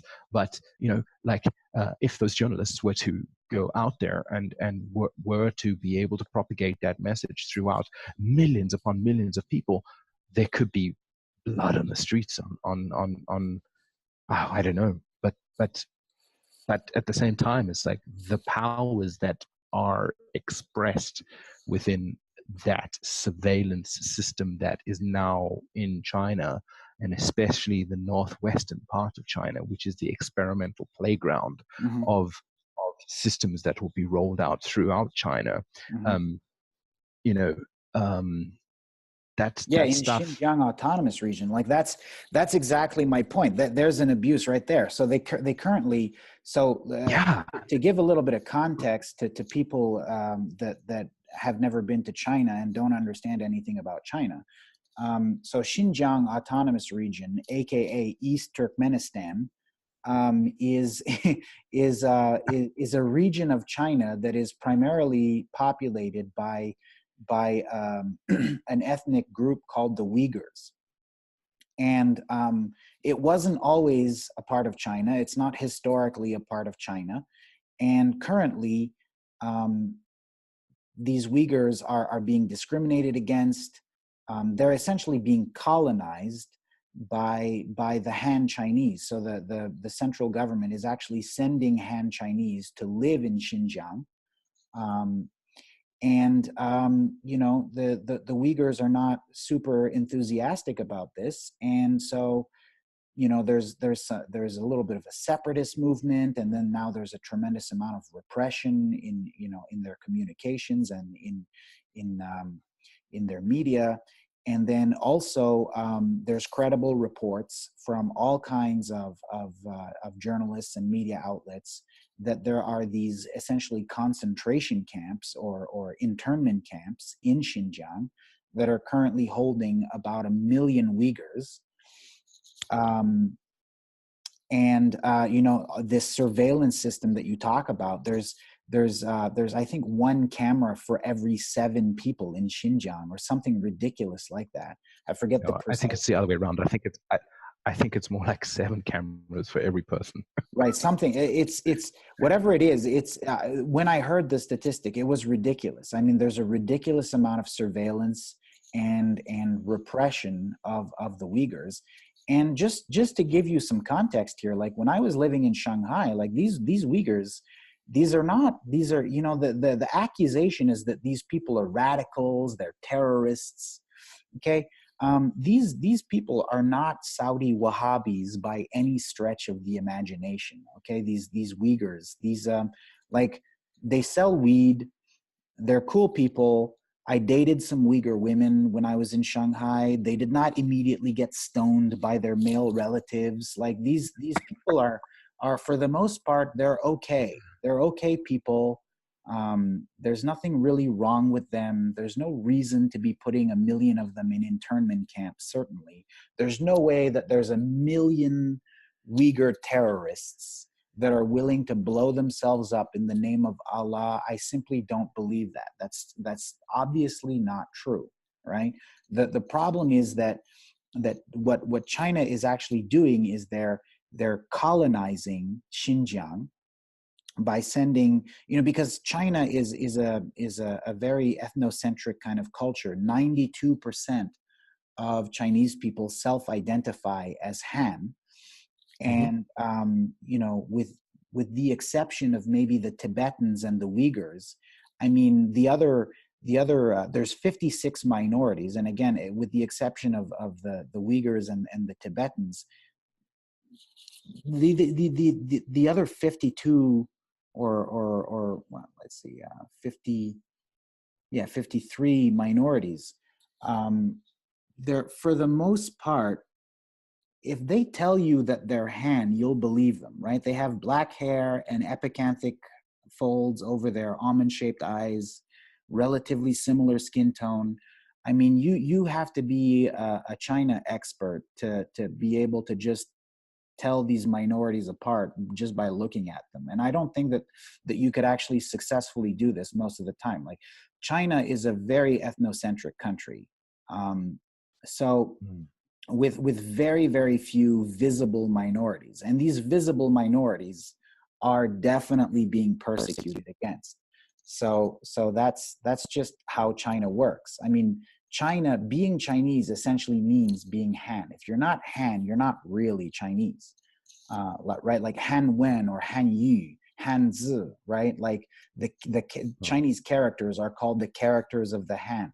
The language is called the language of the Han, right? So it's, China is the land of Han people, really. So yeah, so that's just what the Uyghurs are kind of contending with right now, is the fact that they're not Han.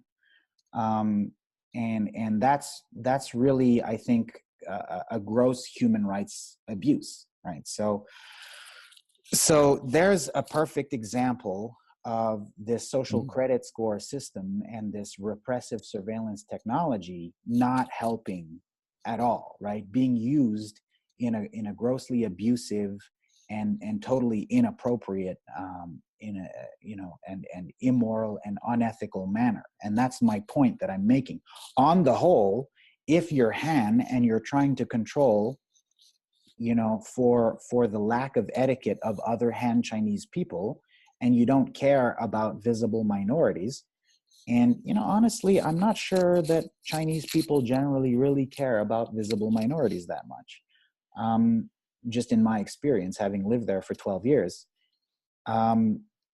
So yeah, for 80% of Chinese people, the social credit score system could actually, on the whole, over the long term, it might actually benefit them.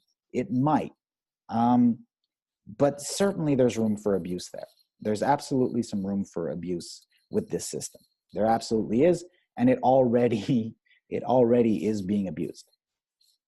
I can't agree with you more. I can't agree with you more. But it's very difficult to judge these systems. I mean, I don't want to actually look.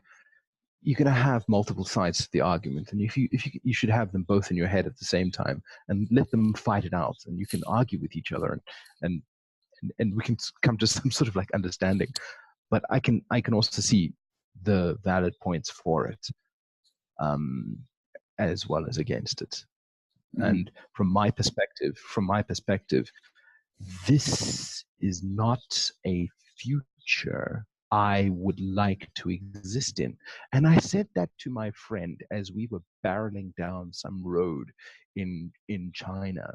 And he turned to me in a very deadpan sort of way. He said, "You are already in it." And you know, we've got the cameras on the streets in Hong Kong. We've got them in London, Westminster's, got it everywhere. This is just, you know, the early stages. It's an extraordinarily powerful tool for those who control the cameras. It's a very high degree of asymmetric information that they contain, and they're able to make make actions based on that level of knowledge that is not available to us. As a result, it puts them in a much more superior position. But what can we do? You know, the greatest sort of like way of, at least I think, the greatest sort of activism. I've moved on from activism, like as I've gotten older, because it's a completely almost useless thing. But I suppose the greatest form of activism one can actually do is not use a country's money. Mm-hmm. Is one of the reasons why I'm so interested in cryptocurrencies. But you know, it's very speculative at the moment. People actually not building systems or selling products or servicing, doing services en masse. It needs to happen en masse. Anyway, that's a separate topic. But essentially, it boils down to identity. Who controls your identity? Mm-hmm. And if you've got the means to be able to control your identity, which interact or interface with these distributed programs and applications run by different companies or by yourself, and that sense of identity, that notion of identity which you control, is also the keys to being able to your financial spending, then you have made it incredibly difficult for systems such as the social credit score to be compromised, which, you know, by actors who might be upstanding actors now, but in a future generation might be tyrannical bastards who will use this to their means, their ends. So if you make these tools, and this is what we're trying to do with Fractalide, is essentially allow people to control their own identity, have financial freedoms, and also develop these applications which allow them to interact with each other, even from chatting perspective, or you know, that's fundamental stuff, low level stuff, sharing videos and audio, all the way up to complex applications which run accounting systems over the blockchain, which interface, you know, between businesses and you know, contracts on this level, which you know, can mount up and then create a civilization, which is what we have at the moment. So yeah, for me, it's a kind of like start from zero kind of thing. So now that we've had like a 2-hour conversation and we still haven't talked about Fractalide at all. That's okay. And I'm sorry about that. We got off topic. So you're currently developing Fractalide. Do you want to tell us about that? Well, we've certainly set the scene. Yes. So Fractalide essentially is a browser for an information-centric network. So that information-centric or named data network, which I just described to you, Mm-hmm. This browser operates on names. Mm-hmm. It's a completely new implementation of a browser from scratch. Mm-hmm. And it's designed to have entire applications which are composed of reusable components, and they're also reproducible. These are different concepts. And also they're composable. So these are the three critical things which enable it. Why do I say reusable? Well, if you're familiar with Unix or these operating systems, you know that there is a series of tools, like, for example, ls or cd or grep. These different tools, they're designed to do, well, they were designed to do one thing and do it well. And they have a name, and you can compose them together. So you can create these, like, workflows, essentially pipelines of transformations of data. And eventually you can output it into a file, and there you've got your well curated file consisting of the data that you're looking for. And so this is what we have. We have applications, or high level applications, consist of a number of these nodes which are connected together by these input and output streams, or bounded buffers, so to say. And they can be the agent itself. One of these agents can be reproduced on a system just by mentioning the name. So you type the name and then you execute the program. And the idea is that wherever in the world that hierarchy of application of agents which compose into an application can be brought from outside and reproduced on your system. So there's no installation or going to some website, www.bullshit.com, and download my application and then click install button. None of that bullshit. No. Got named data application reproducibility. And that's the level of well, what they call it, the technical term is called the CONOP, C-O-N-O-P, I think. And you want to reduce the CONOP factor down to as low as possible. That's the amount of steps it takes to reproduce something on your system. So we've basically got a CONOP of 1, which means well, 2. You type the application name and then run it, press enter, and then there it is.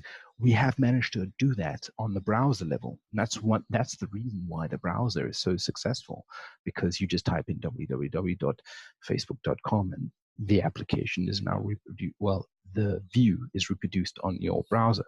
But the point is that it's a TCP/IP network, and that application is running on Facebook servers. You can't do anything about that. You can't do jack shit about their data. And as a result, over the 10 years or however many years Facebook has been alive, doing a data dissemination over a point-to-point communication system, they have evolved into this surveillance system, which the NSA governments are tapping into. And that's essentially, I ain't having it. I ain't having it. Enough already. Right. So what we're doing is, essentially, we've got sort of 3 components. One is the browser itself. It's called Trulity. Trulity. Kind of like Trinity in Matrix, but Trulity. And then there's the associated marketplace, which is basically an abstraction over a named data network kind of thing, where we will sign the applications that users have created. Maybe there's an audit level, or so we can see that these applications are pretty good. They don't have like spyware and shit like that written in them, so that the Trulity browser will be able to call for these applications, and we will have them readily available so they don't get removed from the network. That's essentially the concept of the marketplace. And then there's the third one. Wherever you have browsers, you have wherever you have people, eventually you'll have browsers. When you have browsers, you have people talking together. And when you have people talking together, you can have financial transactions. This is where we're introducing the third level of a cryptocurrency, which is called Lucio. Yeah, that cryptocurrency will be coming in shortly. It's a proof of stake. And we're going to base it on some research that was funded by IOHK and sent to Agilos in the University of Edinburgh. It's called Crypsinus. That's the privacy. So it's kind of like on Monero, but it's on its own little proof of stake thing. Very cool. So, one thing that kind of stands out to me that I really like about what you're saying is that all these applications that you propose to replicate would run inside Trulity, right? So, Yes. so it's kind of like running applications in a sandbox or inside a virtual machine. Nothing goes outside the browser, so nothing really can potentially adversely affect the base operating system of whatever device a Trulity user might be using. So applications will be using the same networking protocol that Trulity used to reproduce the application itself on your local system. So if you download a Reddit application or a IRC equivalent of an IRC, Trulity will use name data networking to get the data, put the data on your system, then execute it, and then then that application, if it needs to make chatting with other people, it will use the same networking protocol, this overlay, because it can be used for everything. And those applications become so much simpler as a result. So you can imagine somebody, and because these applications are built using reusable components, essentially you are elevating or increasing or decreasing the difficulty of programming to essentially snapping blocks together. So you don't have to, after there is a sufficient amount of blocks in this toolbox and each of them have their names, you can expose a separate interface, which is essentially a graph. It's like clicking blocks together. You don't actually look at source code. So you can have non-programmers starting to create very powerful applications. And you can imagine, for example, young kids in Africa on the edge of the internet are able to create, drag and drop blocks around and create this application, which can scale to the level of fucking Facebook or Google across the world, and at zero cost to them.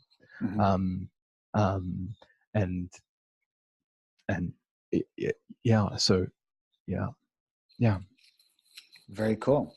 Very cool. So what stage in development are you in right now? We're still very early stages at the moment. Like, I've done a lot of research into name data networking, and I'm unhappy with the implementation that they've got. It's most likely going to require a re-implementation. I'd like to do that in Rust. Nice, good low-level Rust language. Programming language. Well, yeah, that networking layer, the name data networking element, I'd like to re-implement it in Rust. I mean, this is all stuff that I've got like up there at the moment. The browser level stuff, we've got a basic simple application, which is a wallet which interfaces with a cryptocurrency, which is written in Rust. And yeah, this will form the foundation of the Trulity thing, because I want to have the first application to be a Trulity wallet. This is, we've kind of got it to the point where that, like, it's proof of concept, and it's kind of like it's working, but the underlying Rust code is still it's not completed yet. So the functionality at that level is not really there. Other people are writing that. It's not, we're just sort of pulling that code in. We did get a proof of concept of the graph. Okay, so there are 3 levels, 3 modes to this browser. One is the low level, which is the node mode. This is for programmers. Programmers will create these nodes, their tools in the toolbox, and they give it a name. For example, I don't know, convert, transform to JSON or something like that. You take data and you munge it into a JSON file. Programmers will look at that, and then you publish this thing, and it's got a name, and it can be plugged into on a separate view. You have a graph layer, and this graph layer non-programmers can use, and they see how this programmer has created this transform to JSON or munge JSON, and then they just put it in, and then they can plug it up into the application. And then the third level is the end user mode, and this is where you don't actually care about looking at the source code. You don't care about the graph mode. You're running it. You're in the running mode of the application. And at that stage, maybe, I don't know, you're a pizza, you're running a pizza shop, and that's your, registry application. So I don't know, whatever. Very cool. Yeah. So that's basically the essentially what it is. But like at this stage we're looking for those sort of hackers. Those people who are mad enough to be able to see the importance of the road that we're going down now with this this surveillance capitalism and stuff like that. And the real cause of why Google and Facebook and Twitter are in the States is because we're doing a content dissemination over a point-to-point communication network. That's the core reason. Them becoming a monopoly is an emergent behavior from that. So as soon as we can wake up to this, and we can start doing content dissemination over a broadcast, that's when there's no need for monopolies, and we don't need to start creating indexes for data and shit like that. And we don't need to do that. So as a result, our self-sovereignty, we can control our own identity and our spending keys, and it's a different world that we live in. And it doesn't matter that my data can go through the NSA. They can't access it because it's encrypted. It's like you've just pulled all the teeth from these big monsters, and they can do nothing. And just from something very simple. But the thing is, it's like it really does boil down to who's going to fund this. So it's tough stuff. It's tough stuff. Yeah, I don't necessarily envision. I mean, I'm hopeful. I want to see it happen.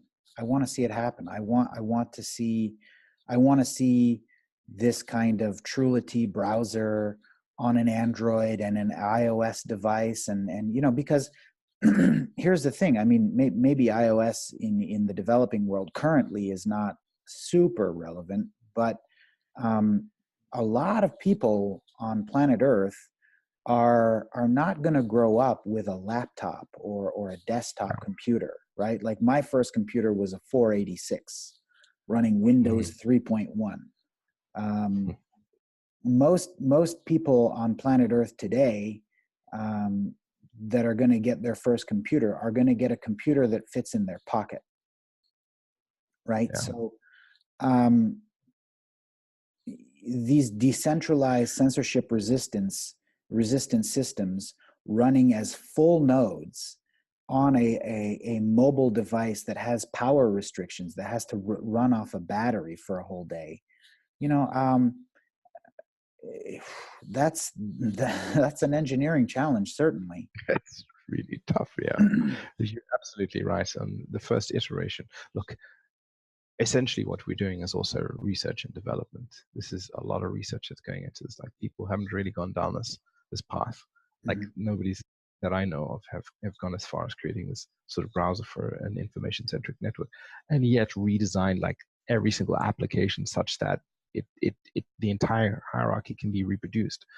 But then it's like you want to use a language which helps you to get this proof of concept out. And actually, you know, I was just toying with this to do a proper, well, I don't even know if this, like, there's some sort of next iteration. And probably it won't even happen at this stage. Like, I'd need to have quite a few, a good few million US dollars, and really good guys to actually get this out. But I would imagine a new programming language that introduces a number of concepts. Like, for example, it brings in the concept of, I'm going to get very technical, but that brings in the concept of like what NixOS is doing. We don't use symlinks. It's just, you know, the actual programming language knows about these dependencies but in memory. So, and then when you do that, then you can have, what are we trying to do? We have to solve three things: reusability, reproducibility, and composability. If you can get these three things right across every single platform, Windows, Linux, etc., then you've got the first firm stepping stone. Now, Elko Dostra, who's the guy who created NixOS, that's a reproducible system. Fucking amazing. Like, solved a big problem in computer science. Great. Use it. Try that out. It works today. Start experimenting with it. Okay, well, what about reusability? What systems out there have actually created reusable systems? The command line, you know, Bash programming language, the way it brings, that's something that solved it. Flow-based programming, that's a reusable system. Great, bring that in, bring it in together, and then now try to create these applications into composable systems. So at the end of the day, it's like, I would like to, it's just machinations of the brain, but I'd like to create a new programming language, which even goes as further than this, because we're dealing with cryptocurrencies, right? So you want to have formal verification. So what kind of systems have actually been very successful at doing formal verification?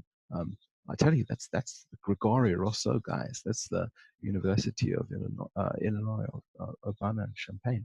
Those guys have created, like, you know, operational semantics, whereby they're able to define the semantics and the syntax of something as complicated as C, and get this thing to actually execute on their platform. It's just fucking mind-boggling what they're doing. Actually, I'm flying out to meet Gregorio in March. So, cool. I do have one idea that I want to run by you. I've mentioned it in a couple of my videos so far, I think. One way to monetize a decentralized content distribution network, which is essentially what we're talking about, that I think is much more interesting than what the team at IPFS is proposing, right? Like, Filecoin, as I understand, what they're talking about is they essentially want to create a cryptocurrency that would be used to pay for storage. So what they're essentially proposing is that IPFS would be some kind of alternative to something like an AWS for data storage. And what I think is more interesting is to recognize the fact that data in and of itself actually has value, right? Like, data gets consumed by users. People want data. And so wouldn't it be interesting if, instead of paying for storage, we actually paid people for contributing valuable data? Like this video, let's say this video goes viral, right?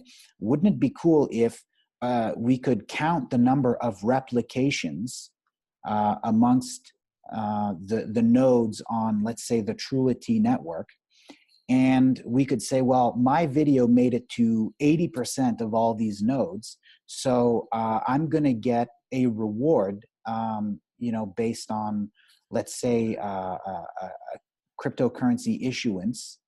I'm going to get a reward because I contributed some data that replicated across the entire network. Another use case for this, again, to solve the developer problem. How do you get developers on board? What if somebody contributes a source code commit, right? That again gets replicated across the network, like a software patch or a feature update, right? And then this code again gets replicated across the entire Truity network, right? You could have a paired cryptocurrency that would recognize that propagation and that replication and then issue a reward to the contributor of that source code update.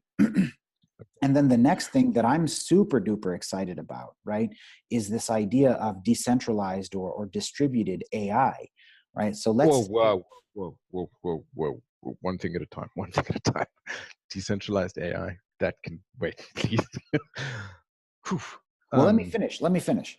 So let's say that we have this data set that is somehow sharded, right? And not every node is replicating the entire training data for optimizing a neural network or a support vector machine or a genetic algorithm type machine learning framework, right? And now we're just having these algorithms kind of optimizing on various nodes across the network.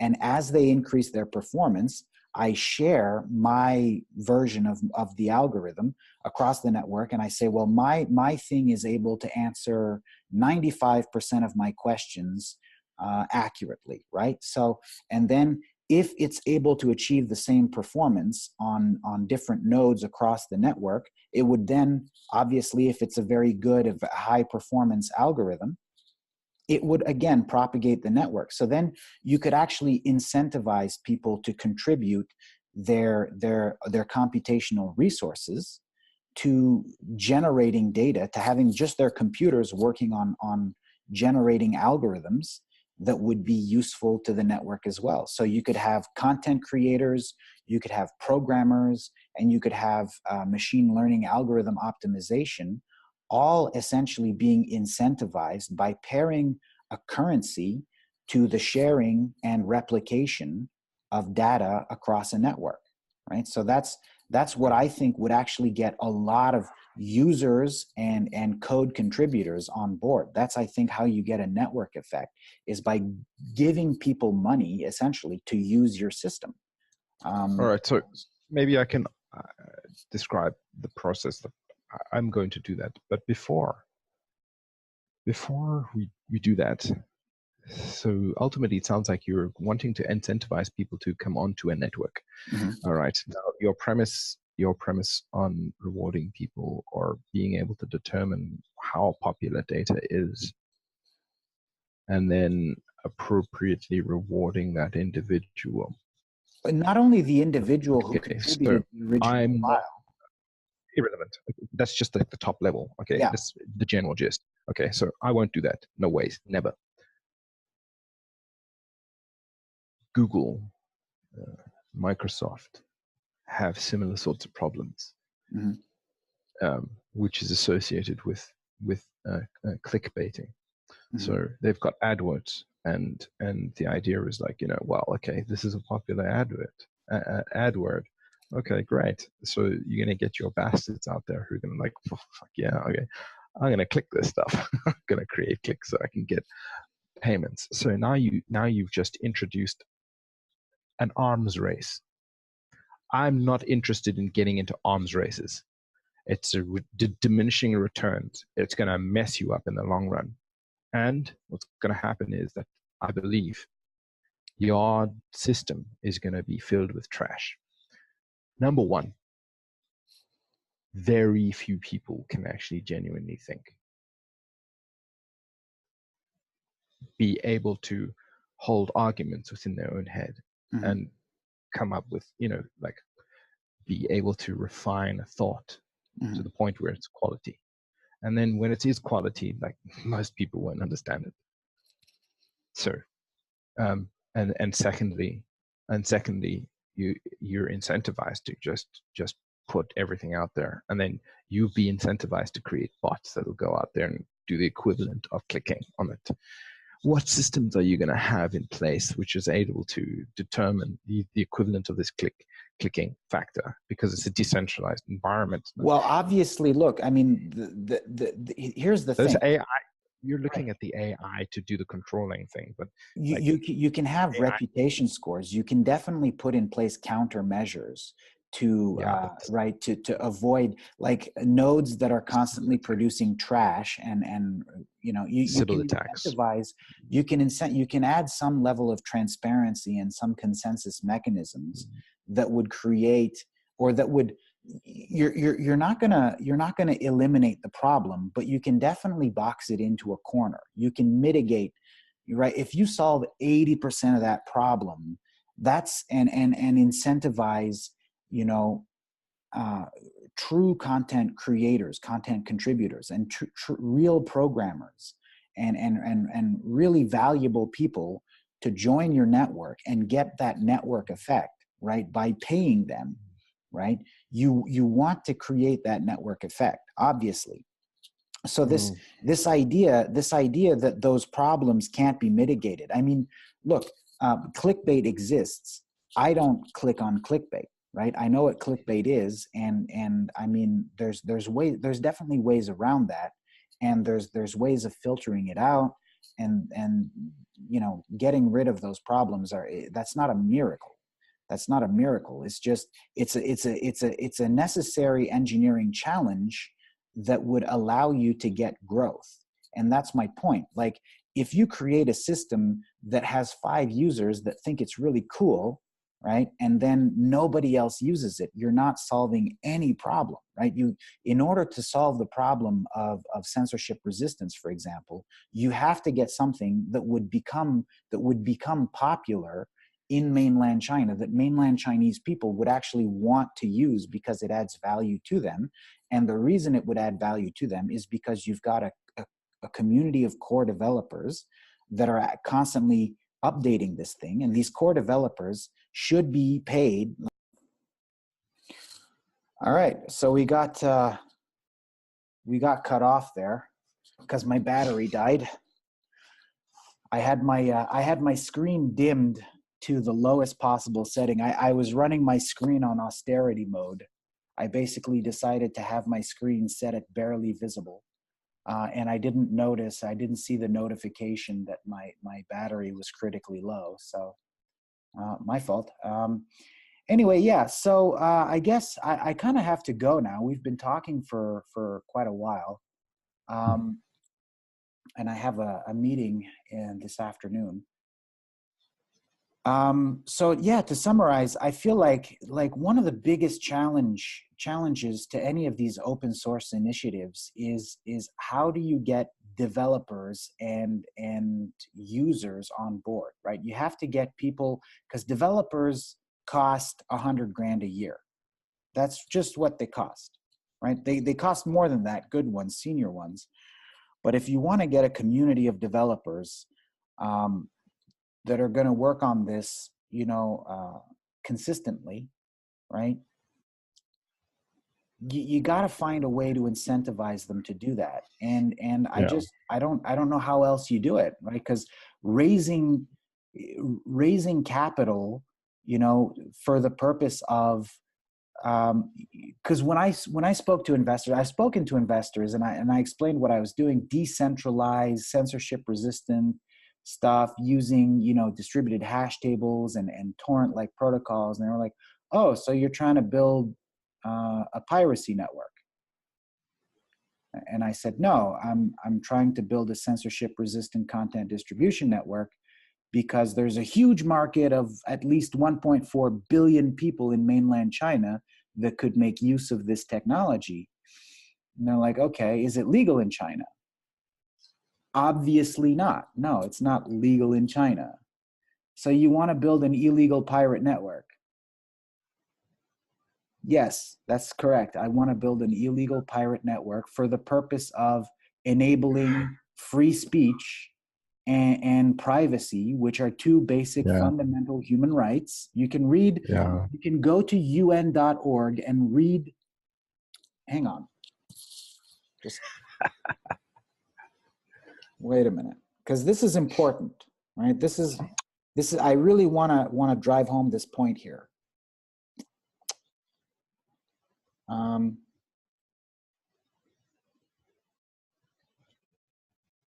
Right, so this is the Universal Declaration of Human Rights on UN.org, okay? This is something that every country on earth that is a member state of the UN has officially agreed to, okay? Article 12, no one shall be subjected to arbitrary interference with his privacy, family, home, or correspondence, nor to attacks upon his honor and reputation. Everyone has the right to protection of the law against such interference or attacks. That's Article 12. That's kind of pertinent, you know, given the Edward Snowden revelations. And then Article 19, which is particularly pertinent for mainland China and Saudi Arabia and Iran and many other countries that censor their internet. Everyone has the right to the freedom of opinion and expression. This right includes freedom to hold opinions without interference and to seek, receive, and impart information and ideas through any media and regardless of frontiers. Right? So these are actually officially, it's not just Tim Cook saying that he thinks privacy is a human right. Privacy actually is officially, really, as a matter of fact, a human right that has been ratified by the UN and that every country on earth actually officially agrees to, right? And nobody has ever tried to amend the Universal Declaration of Human Rights. Nobody's ever said, well, hang on, with this free speech thing, is that really necessary? Do we actually need that? Do we really need that to be in the Charter of Rights and Freedoms ratified by the United Nations? Is that actually necessary? Nobody's ever tried to amend. These are basic fundamental human rights that nobody can come up with a credible intellectual challenge to, right? So, but try explaining that to investors. How do I get my money back with your illegal pirate network? Right? And here's what I'm saying. What I'm saying is, if you incentivize participation by pegging the replication of popular data to cryptocurrency rewards, right? That's a revenue model. That's a way to get developers and content contributors on board. That's how you do it. That's really how you do it. There's not really any other particularly good way to solve this problem, right? Because investors, be they private venture capitalists or be they governments that want to be able to control the privacy and you know, like, again, try raising capital for this from Chinese venture capitalists, right? Okay, so I can answer a few of these points. Firstly, venture capitalists, my experience with venture capitalists are dismal. And now it's a seller's market, essentially. And, you know, the quality of VCs that I've spoken to out here, at least in Hong Kong, and actually the ones that were out here in Hong Kong, they came from Silly Valley. I don't say Silicon Valley, I say Silly Valley. Who came out here, they were just as bloody clueless about as blockchains and cryptocurrencies as like somebody else on the street.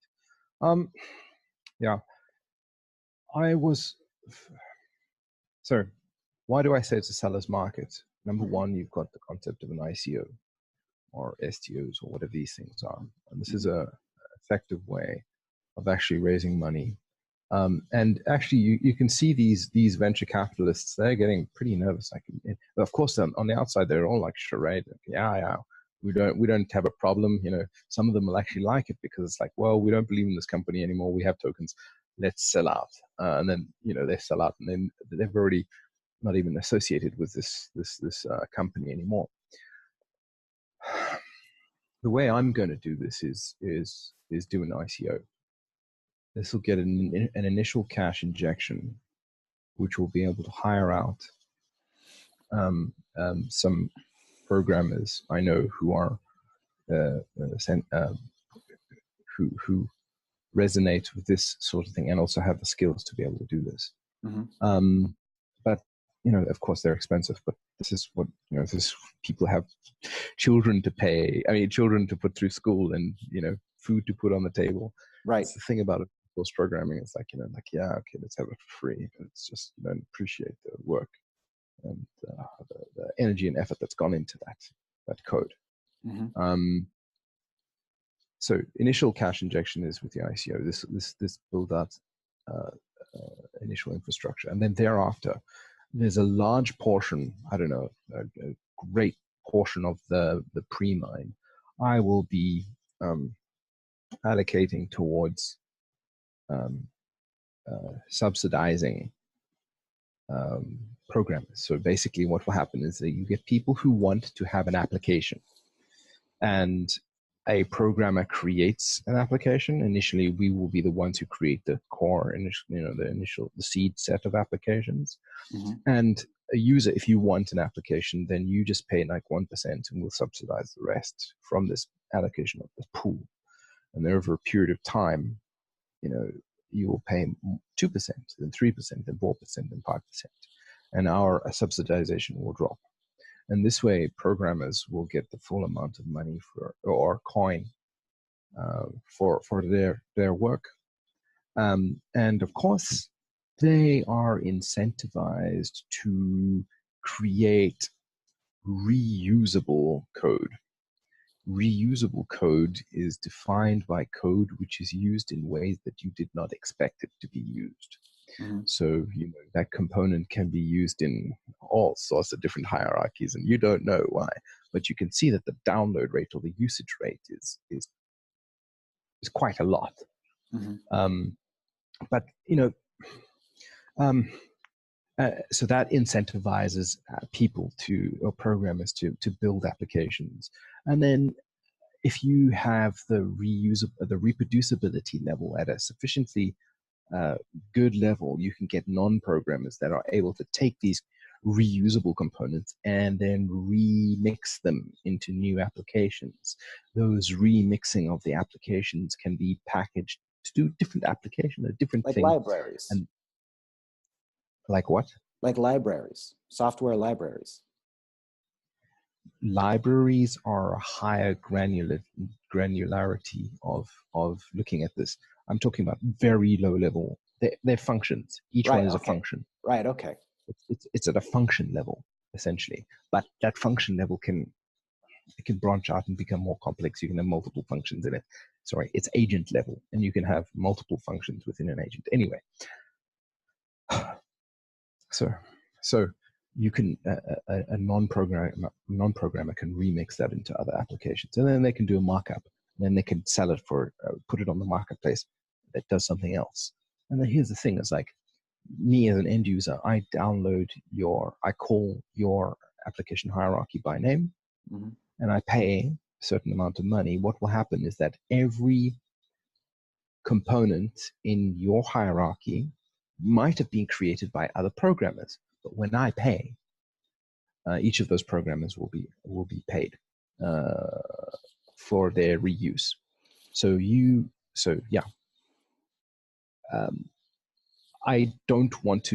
I absolutely don't want to go down the path where I say, yes, first of all, in an information centric network, you are unable to determine where the hell your data's gone. You don't know.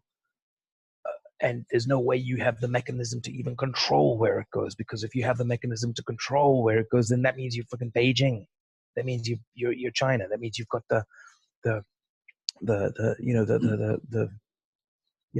you don't want to have that level of control in such a system, but because you want to have some visibility on your data integrity. Right? You want to have some visibility on how many times the replicator the data is being replicated. If you've got that data, then look, okay, I suppose you can, on every named data networking node, you might have one particular function, which is a face, and that face, no, even then it won't work. No, it won't work. No, it just won't work. Just once that data is out there, it's gone. That's it. It's out there. So it's better. Well, wait, hang on, wait a minute, because this is important. If you can't count how many people are seeding a particular piece of critical data, how are you going to give them money? Yes, you can. What you can do is you can encrypt the data. So you can say, not only that, even beyond that, like if you can't count how many people are seeding a particular piece of data, right? Then you don't necessarily know if there's 0 people seeding that data, right? And if there's 0 people seeding that data, that means that the data no longer exists. It's been deleted off the entire network, right? Nobody's replicating it. This is the cat in the box. Is it dead or alive? You don't know. Right, but you want to know that. You want to have that information. Well, as soon as you want to have that, you've opened the box. And now you know if the cat is dead or alive. And you've got the power to be able to not only see it, but also control it. Well, you don't necessarily have the power. You need to know that the data actually exists. If, well, like for me, like, let's say that I'm hosting a file and I've decided, you know what, I haven't watched this movie in a long time and it's taking up a lot of storage on my computer, and I can see that there's at least 100 other people seeding it, right? So I'll delete You can't see who's seeding it. In this network, you can't see who's seeding it. Well, that's a problem. It's the way it is. That's the way data is. It's like, let me tell you something. I'm pointing at something over there. Mm-hmm. Can you see what it is? No. No, you can't, because it's like this information is available to me locally, but it's not available to you over there. The very fact that I can see your screen and we're able to communicate is really like fucking amazing. Mm-hmm. I'm pointing at a guitar, by the way. Okay. So the point is that, like, you know, this is a real world example of such a situation where you now know what I'm pointing at. Mm-hmm. But in order, you're asking for the equivalent of a system that can tell you without me telling you that I'm pointing at a guitar. It's like, no, I'm asking you for something that already exists in BitTorrent. I can see in you know, for big files. For big files, yes, you can do that. But when you go down to like a small level of an application that runs specific data, which is chatty, which is, for example, like streaming 1 byte of this video, or asking you to do an addition of what 2 + 2, or what is the weather in Ottawa, it's not going to work. You're not going to be able to get that degree of. That's why torrents are good for. That's why torrents are good for big videos. Where can you see these applications of torrent being used for small shit like that? It's not happening. It's not happening. Well, and it could be shoehorned into that application. No. But my point specifically is that in a torrent client, I can see, for example, I'll just open up BitTorrent right now. Hopefully it doesn't. No, I know. Don't open it up. Don't open it up, please. It's going to chew the bandwidth. Right. I can see I have some videos here. No, I'm going to deny incoming connections. It's not going to mess up anything. Right. I can see a bunch of seeds. I can see that a particular thing has like 2,696 seeds and 445 peers, right? I have that visibility. So it is possible to have this visibility. I'm quitting BitTorrent right now. So it's gone. It's over. It's over. All right. Okay. But anyway, it absolutely is possible to have that visibility. I see 2 things.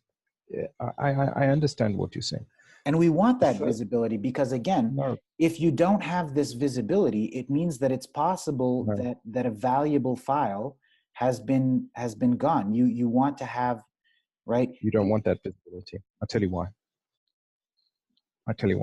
First of all, what is valuable to you is not necessarily valuable to me. Mm-hmm. So now you're going to have a global, let's call it an index or a viewpoint that now you need to communicate this viewpoint to everyone in the world of the current state of the system.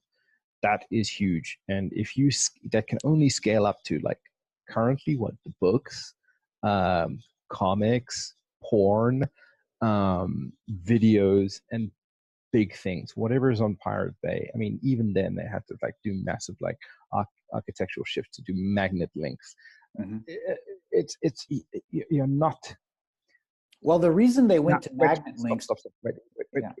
You're not going to be able to scale that system to the degree that we need it to be done. Where it comes to information of Internet of Things, where it comes to even our daily use at the moment, it's not going to happen.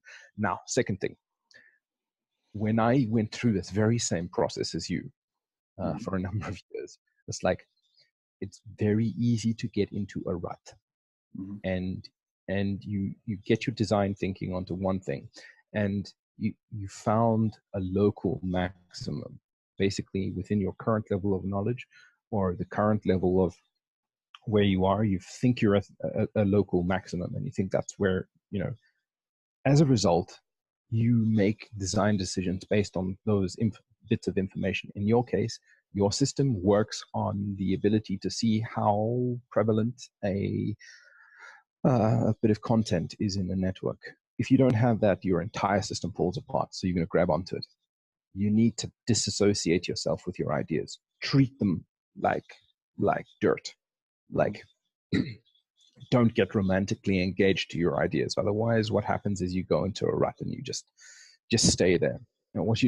I recommend instead what you do is you do more reading. You go into the academic papers, you expand your knowledge. Don't just, because right now you've reached the limit of current implementation stuff. The best we have at the moment is BitTorrent and IPFS. That's the limit. That's where you're at the moment, and that's where it is at the moment. If you want to go any further than this, you need to start getting into academic papers. You need to start reading up about named-data networking. You need to start seeing, understanding what those 4 founding fathers who have been trying to solve these problems for decades, what the solutions they're come up with. And that's going to explode your brain. And like the stuff that they're doing is just phenomenal.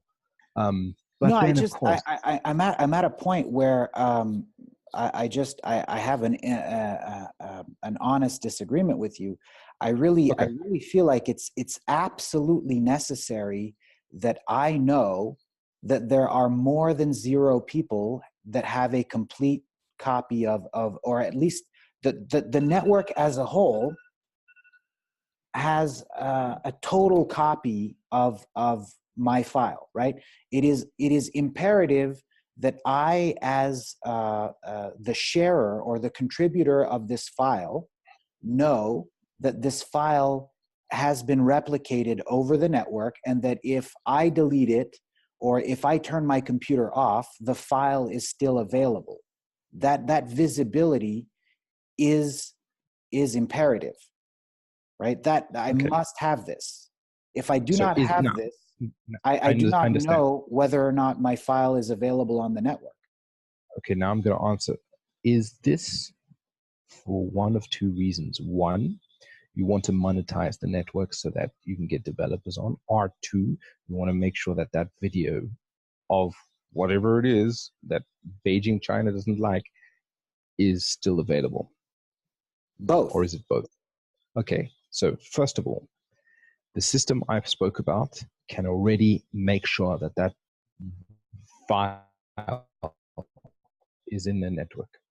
And even if it is removed over a period of time, if you still have a backup copy on your disk, you can just add it in later, and maybe it's some other part of the world, just as it is currently at the moment on the internet. Number 2, you will never be able to know all the information that's on the network, including the current internet at the moment. Because currently, if Google hasn't indexed it, you ain't going to see it. There's no way you're going to see that. Firstly, the loopholes we have to get to data is unbelievable. First of all, Google needs to go over. We've got some Tim Burton fucking trash HTML, CSS, JavaScript bullshit, which is like representing this data on the internet. And then you've got some spiders, which is created by Google, which goes around following the links everywhere and then indexing it. And then Google's got all that information. Now, when you search for it, then you've got this idiotic stuff, which is looking for search queries and able to like link you through to that data, which is sitting on and the system does this by looking at hosts, not data, which is just stupid. You can't have what you propose. You can't have it. It's not possible. Well, it is possible. It does exist. With constraints of having porn, popular stuff like porn, like Hollywood films, ebooks. These things are okay. That's fine, because this small little minor network can scale to be able to handle that. Again, you're not going to be able to get that level for everything. Like that little transistor, that little microcontroller that's sitting in a pavement stone 20 years from now. Like, is that going to have a little magnet link? Well, No. let me put it to you this way. So the reason why the Pirate Bay actually switched to magnet links instead of torrent files, like previously you would go to the Pirate Bay and you would download a torrent file and you would click on it and execute it with your torrent client. The reason why they switched to magnet links was so that the entire Pirate Bay website could be reduced to a flat file that would be less than 100 megabytes in size, right? I understand. So basically, so that they can move it around, so that you can have the entire index of torrents I understand. less than 100 megabytes. So right now, if you decentralize the Pirate Bay, which is possible, every node on the network, all they would need to have the entire Pirate Bay index is 100 megabytes worth of storage. So I don't care about having that. I honestly don't care about having that. I'd much rather have the names of the data directly. Thank you very much. Why? I just, the index. Okay, first of all, what problems are you solving? You've got. Well, I'm solving the no, wait, no, I'm not you. I'm generally speaking, what Right. problems has the Pirate Bay solving? It's got police forces in different parts of the world that are actively hunting them down and trying to shut them down. Yes. Okay. They're unable to move all those files, fucking terabytes of data. So what they do is they need to find a way, an optimization, which is to compress it to 100 megabytes, which allows them to actually put that, to be able to torrent that itself. But again, it's not going to scale to the point of like, you know, huge levels. And that's already the best sort of optimization that they can do. Why? Because they're doing host to host communication. It's a point-to-point communication system.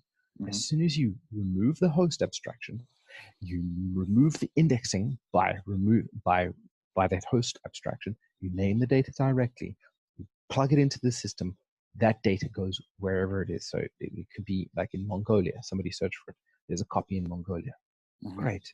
And now somebody in China wants the data. Well, then it maybe the surveillance system of China is at such a brutal level where they actually control the entire operating system, where they're actually able to see every bit of data that comes in and is decrypted afterwards, and it immediately deletes this file from your system. Or you can issue another request and go to Mongolia, bring it back, but then it'll be deleted immediately anyway. My point is this, and I'm going to repeat it. In my humble opinion, and you've gotten into a rut, and it's preventing you from seeing. Now, I also understand you've become emotionally attached to your ideas. No, I'm not. So I'm not emotionally attached. I'm not emotionally attached. I just, okay. Because that's a bit dismissive of the argument that I'm making. The argument that I'm making is that it is necessary for a multitude of reasons that users be able to know how many people, how many peers are replicating a given file over the network. If you know this, you know that the data is being replicated, that it exists. And if I no longer want this 10 gigabyte 8K movie, I can delete it because I haven't watched it in 2 years. So I can put it at the top of my delete queue because I know that there's 1,000 other people replicating this file. So the file will continue to exist even if I delete it. And those decisions can then be automated by software that will kind of balance the load of storage requirements across the network, right? So having this visibility is, from an engineering perspective, it is actually an advantage. It's not some kind of religious or you know, emotional attachment. You haven't successfully convinced me that this information is not actually valuable, right? It is valuable to know how many people are replicating this data. That is a valuable attribute to know. All right. Okay. So, well, first of all, I need to assess whether it's valuable enough for me to convince you that it's worthy of doing this. But I'm going to have a bash at it. Value is a completely subjective thing. It's completely subjective. Like if it's valuable to me that this video stays online, then I'm prepared to pay somebody to make sure it stayed online. And if it's like, for example, WikiLeaks, they encrypted their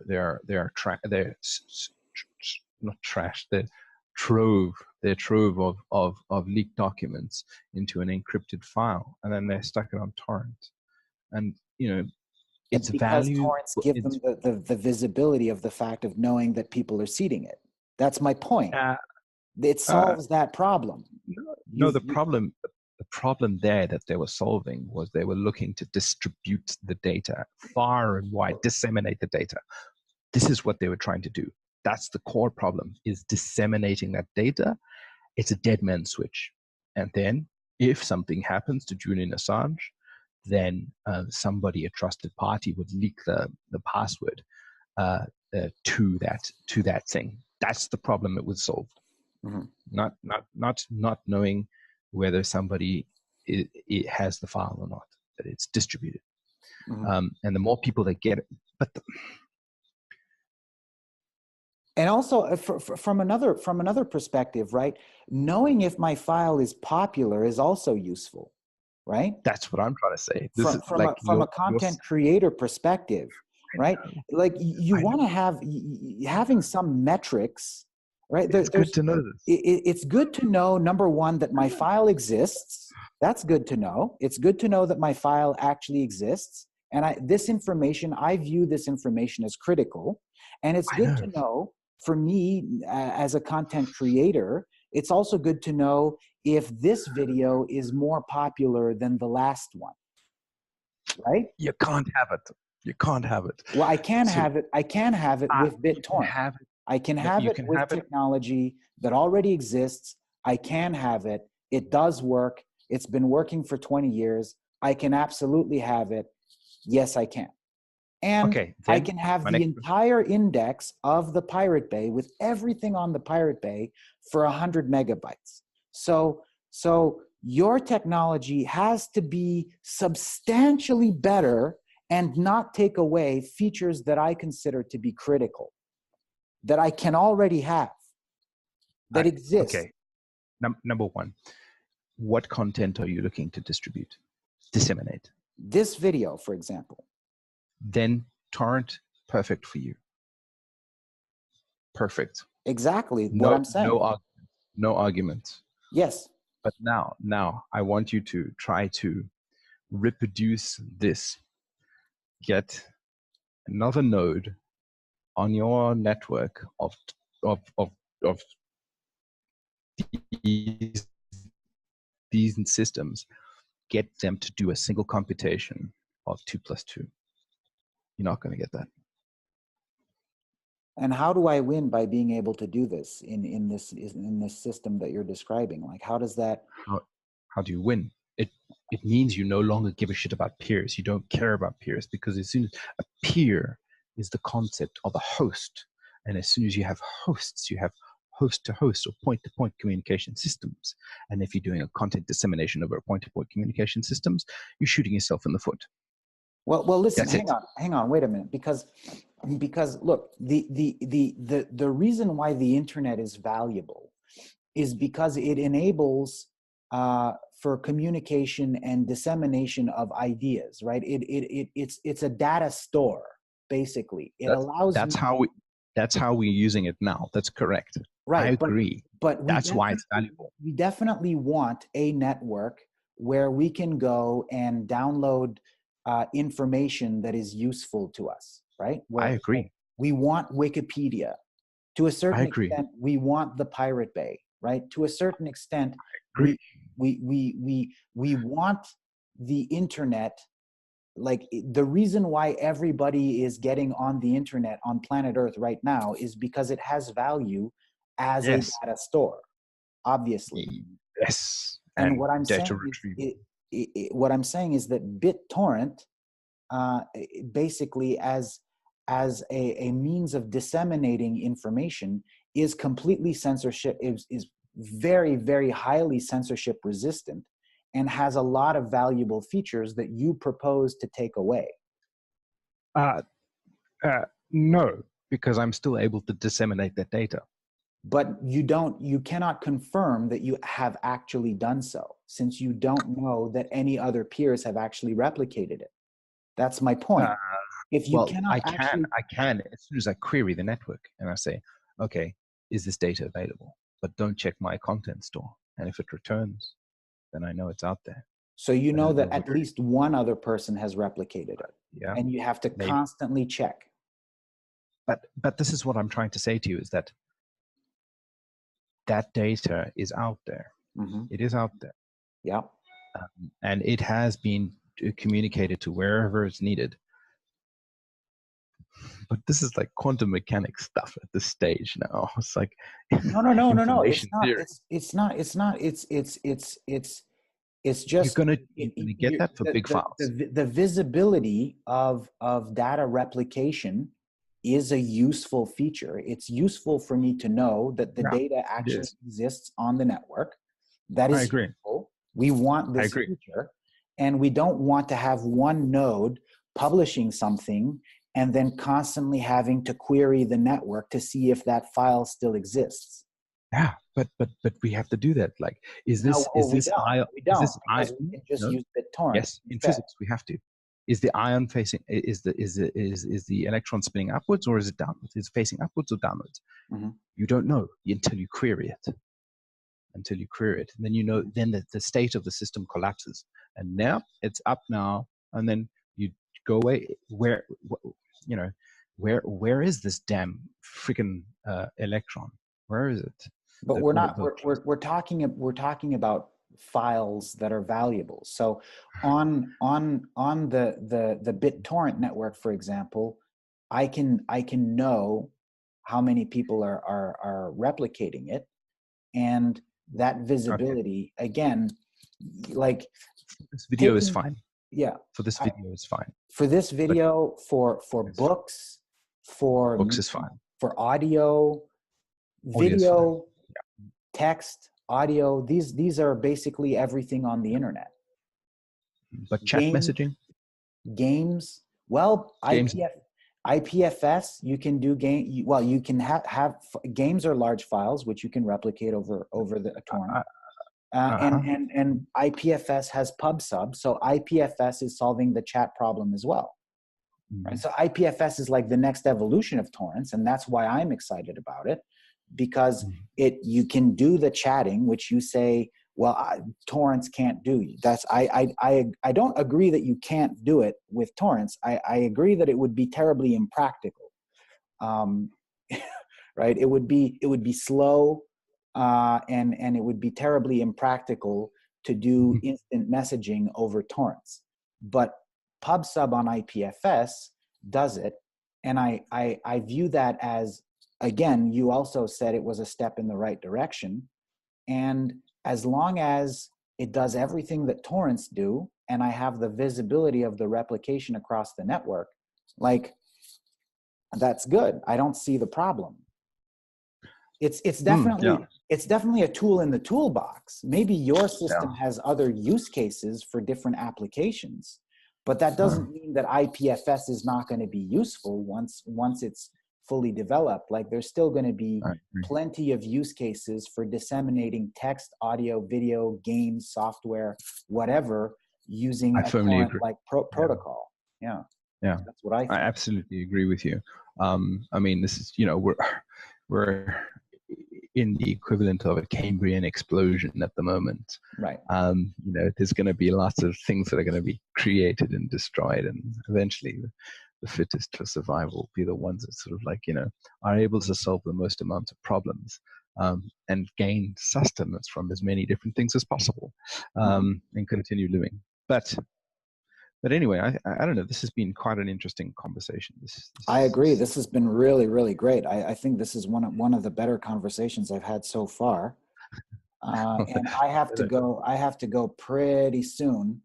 Okay. We still have a couple minutes. So just to wrap up, do you want to tell us like your social media profiles, your name on social media, your website, whatever you want to plug? You can go ahead and plug that right now. I suppose I need to do that. Fractalide, so Fractal, F-A-R-A, CTALIDE.com will get you to the website. And then Twitter is there. What else? Oh, there's a GitHub. You can go to the GitHub. And that's pretty much it. And my Twitter handle, whether it's of interest to you, is SJ_Mackenzie, MACKENZIE. It might be useful to some people. I'm not on Twitter. I mean, Twitter seems like the social media equivalent of gang rape. I mean, it seems like a very vile place where people just say horrible shit to each other for no reason. I don't understand. What is the 140 character limit on Twitter? They've increased it. Oh, okay. Well, I have a Twitter account somewhere, but I don't use Twitter. I don't see it as a valid. Yeah, I noticed. Yeah. I noticed. I followed you, or whatever the equivalent is on Twitter. Yeah. And you've got like 22. I don't. It's like 0. Yeah, I don't use Twitter. That's cool. But yeah, so we have your Twitter. We have all of that. So cool. All right. Well, thanks for your time. I really appreciate it. This was a phenomenal conversation. I've enjoyed it. Yeah, I'll post it in a few hours because I don't have time to stitch the two videos together. Yeah. And then write the description and all that. I'll write it on my phone while I'm going to my meeting. But yeah, this will get posted in a few hours. And cool. Yeah, George, next time I'm in Canada, I'll definitely come through to Ottawa and we have a beer together. I think that'd be wonderful. I look forward to it. And anytime you want to do this again, let me know. Oh, I'd love to. All right. Take care. Have a good night. Yeah. Bye. Thank you. Bye-bye.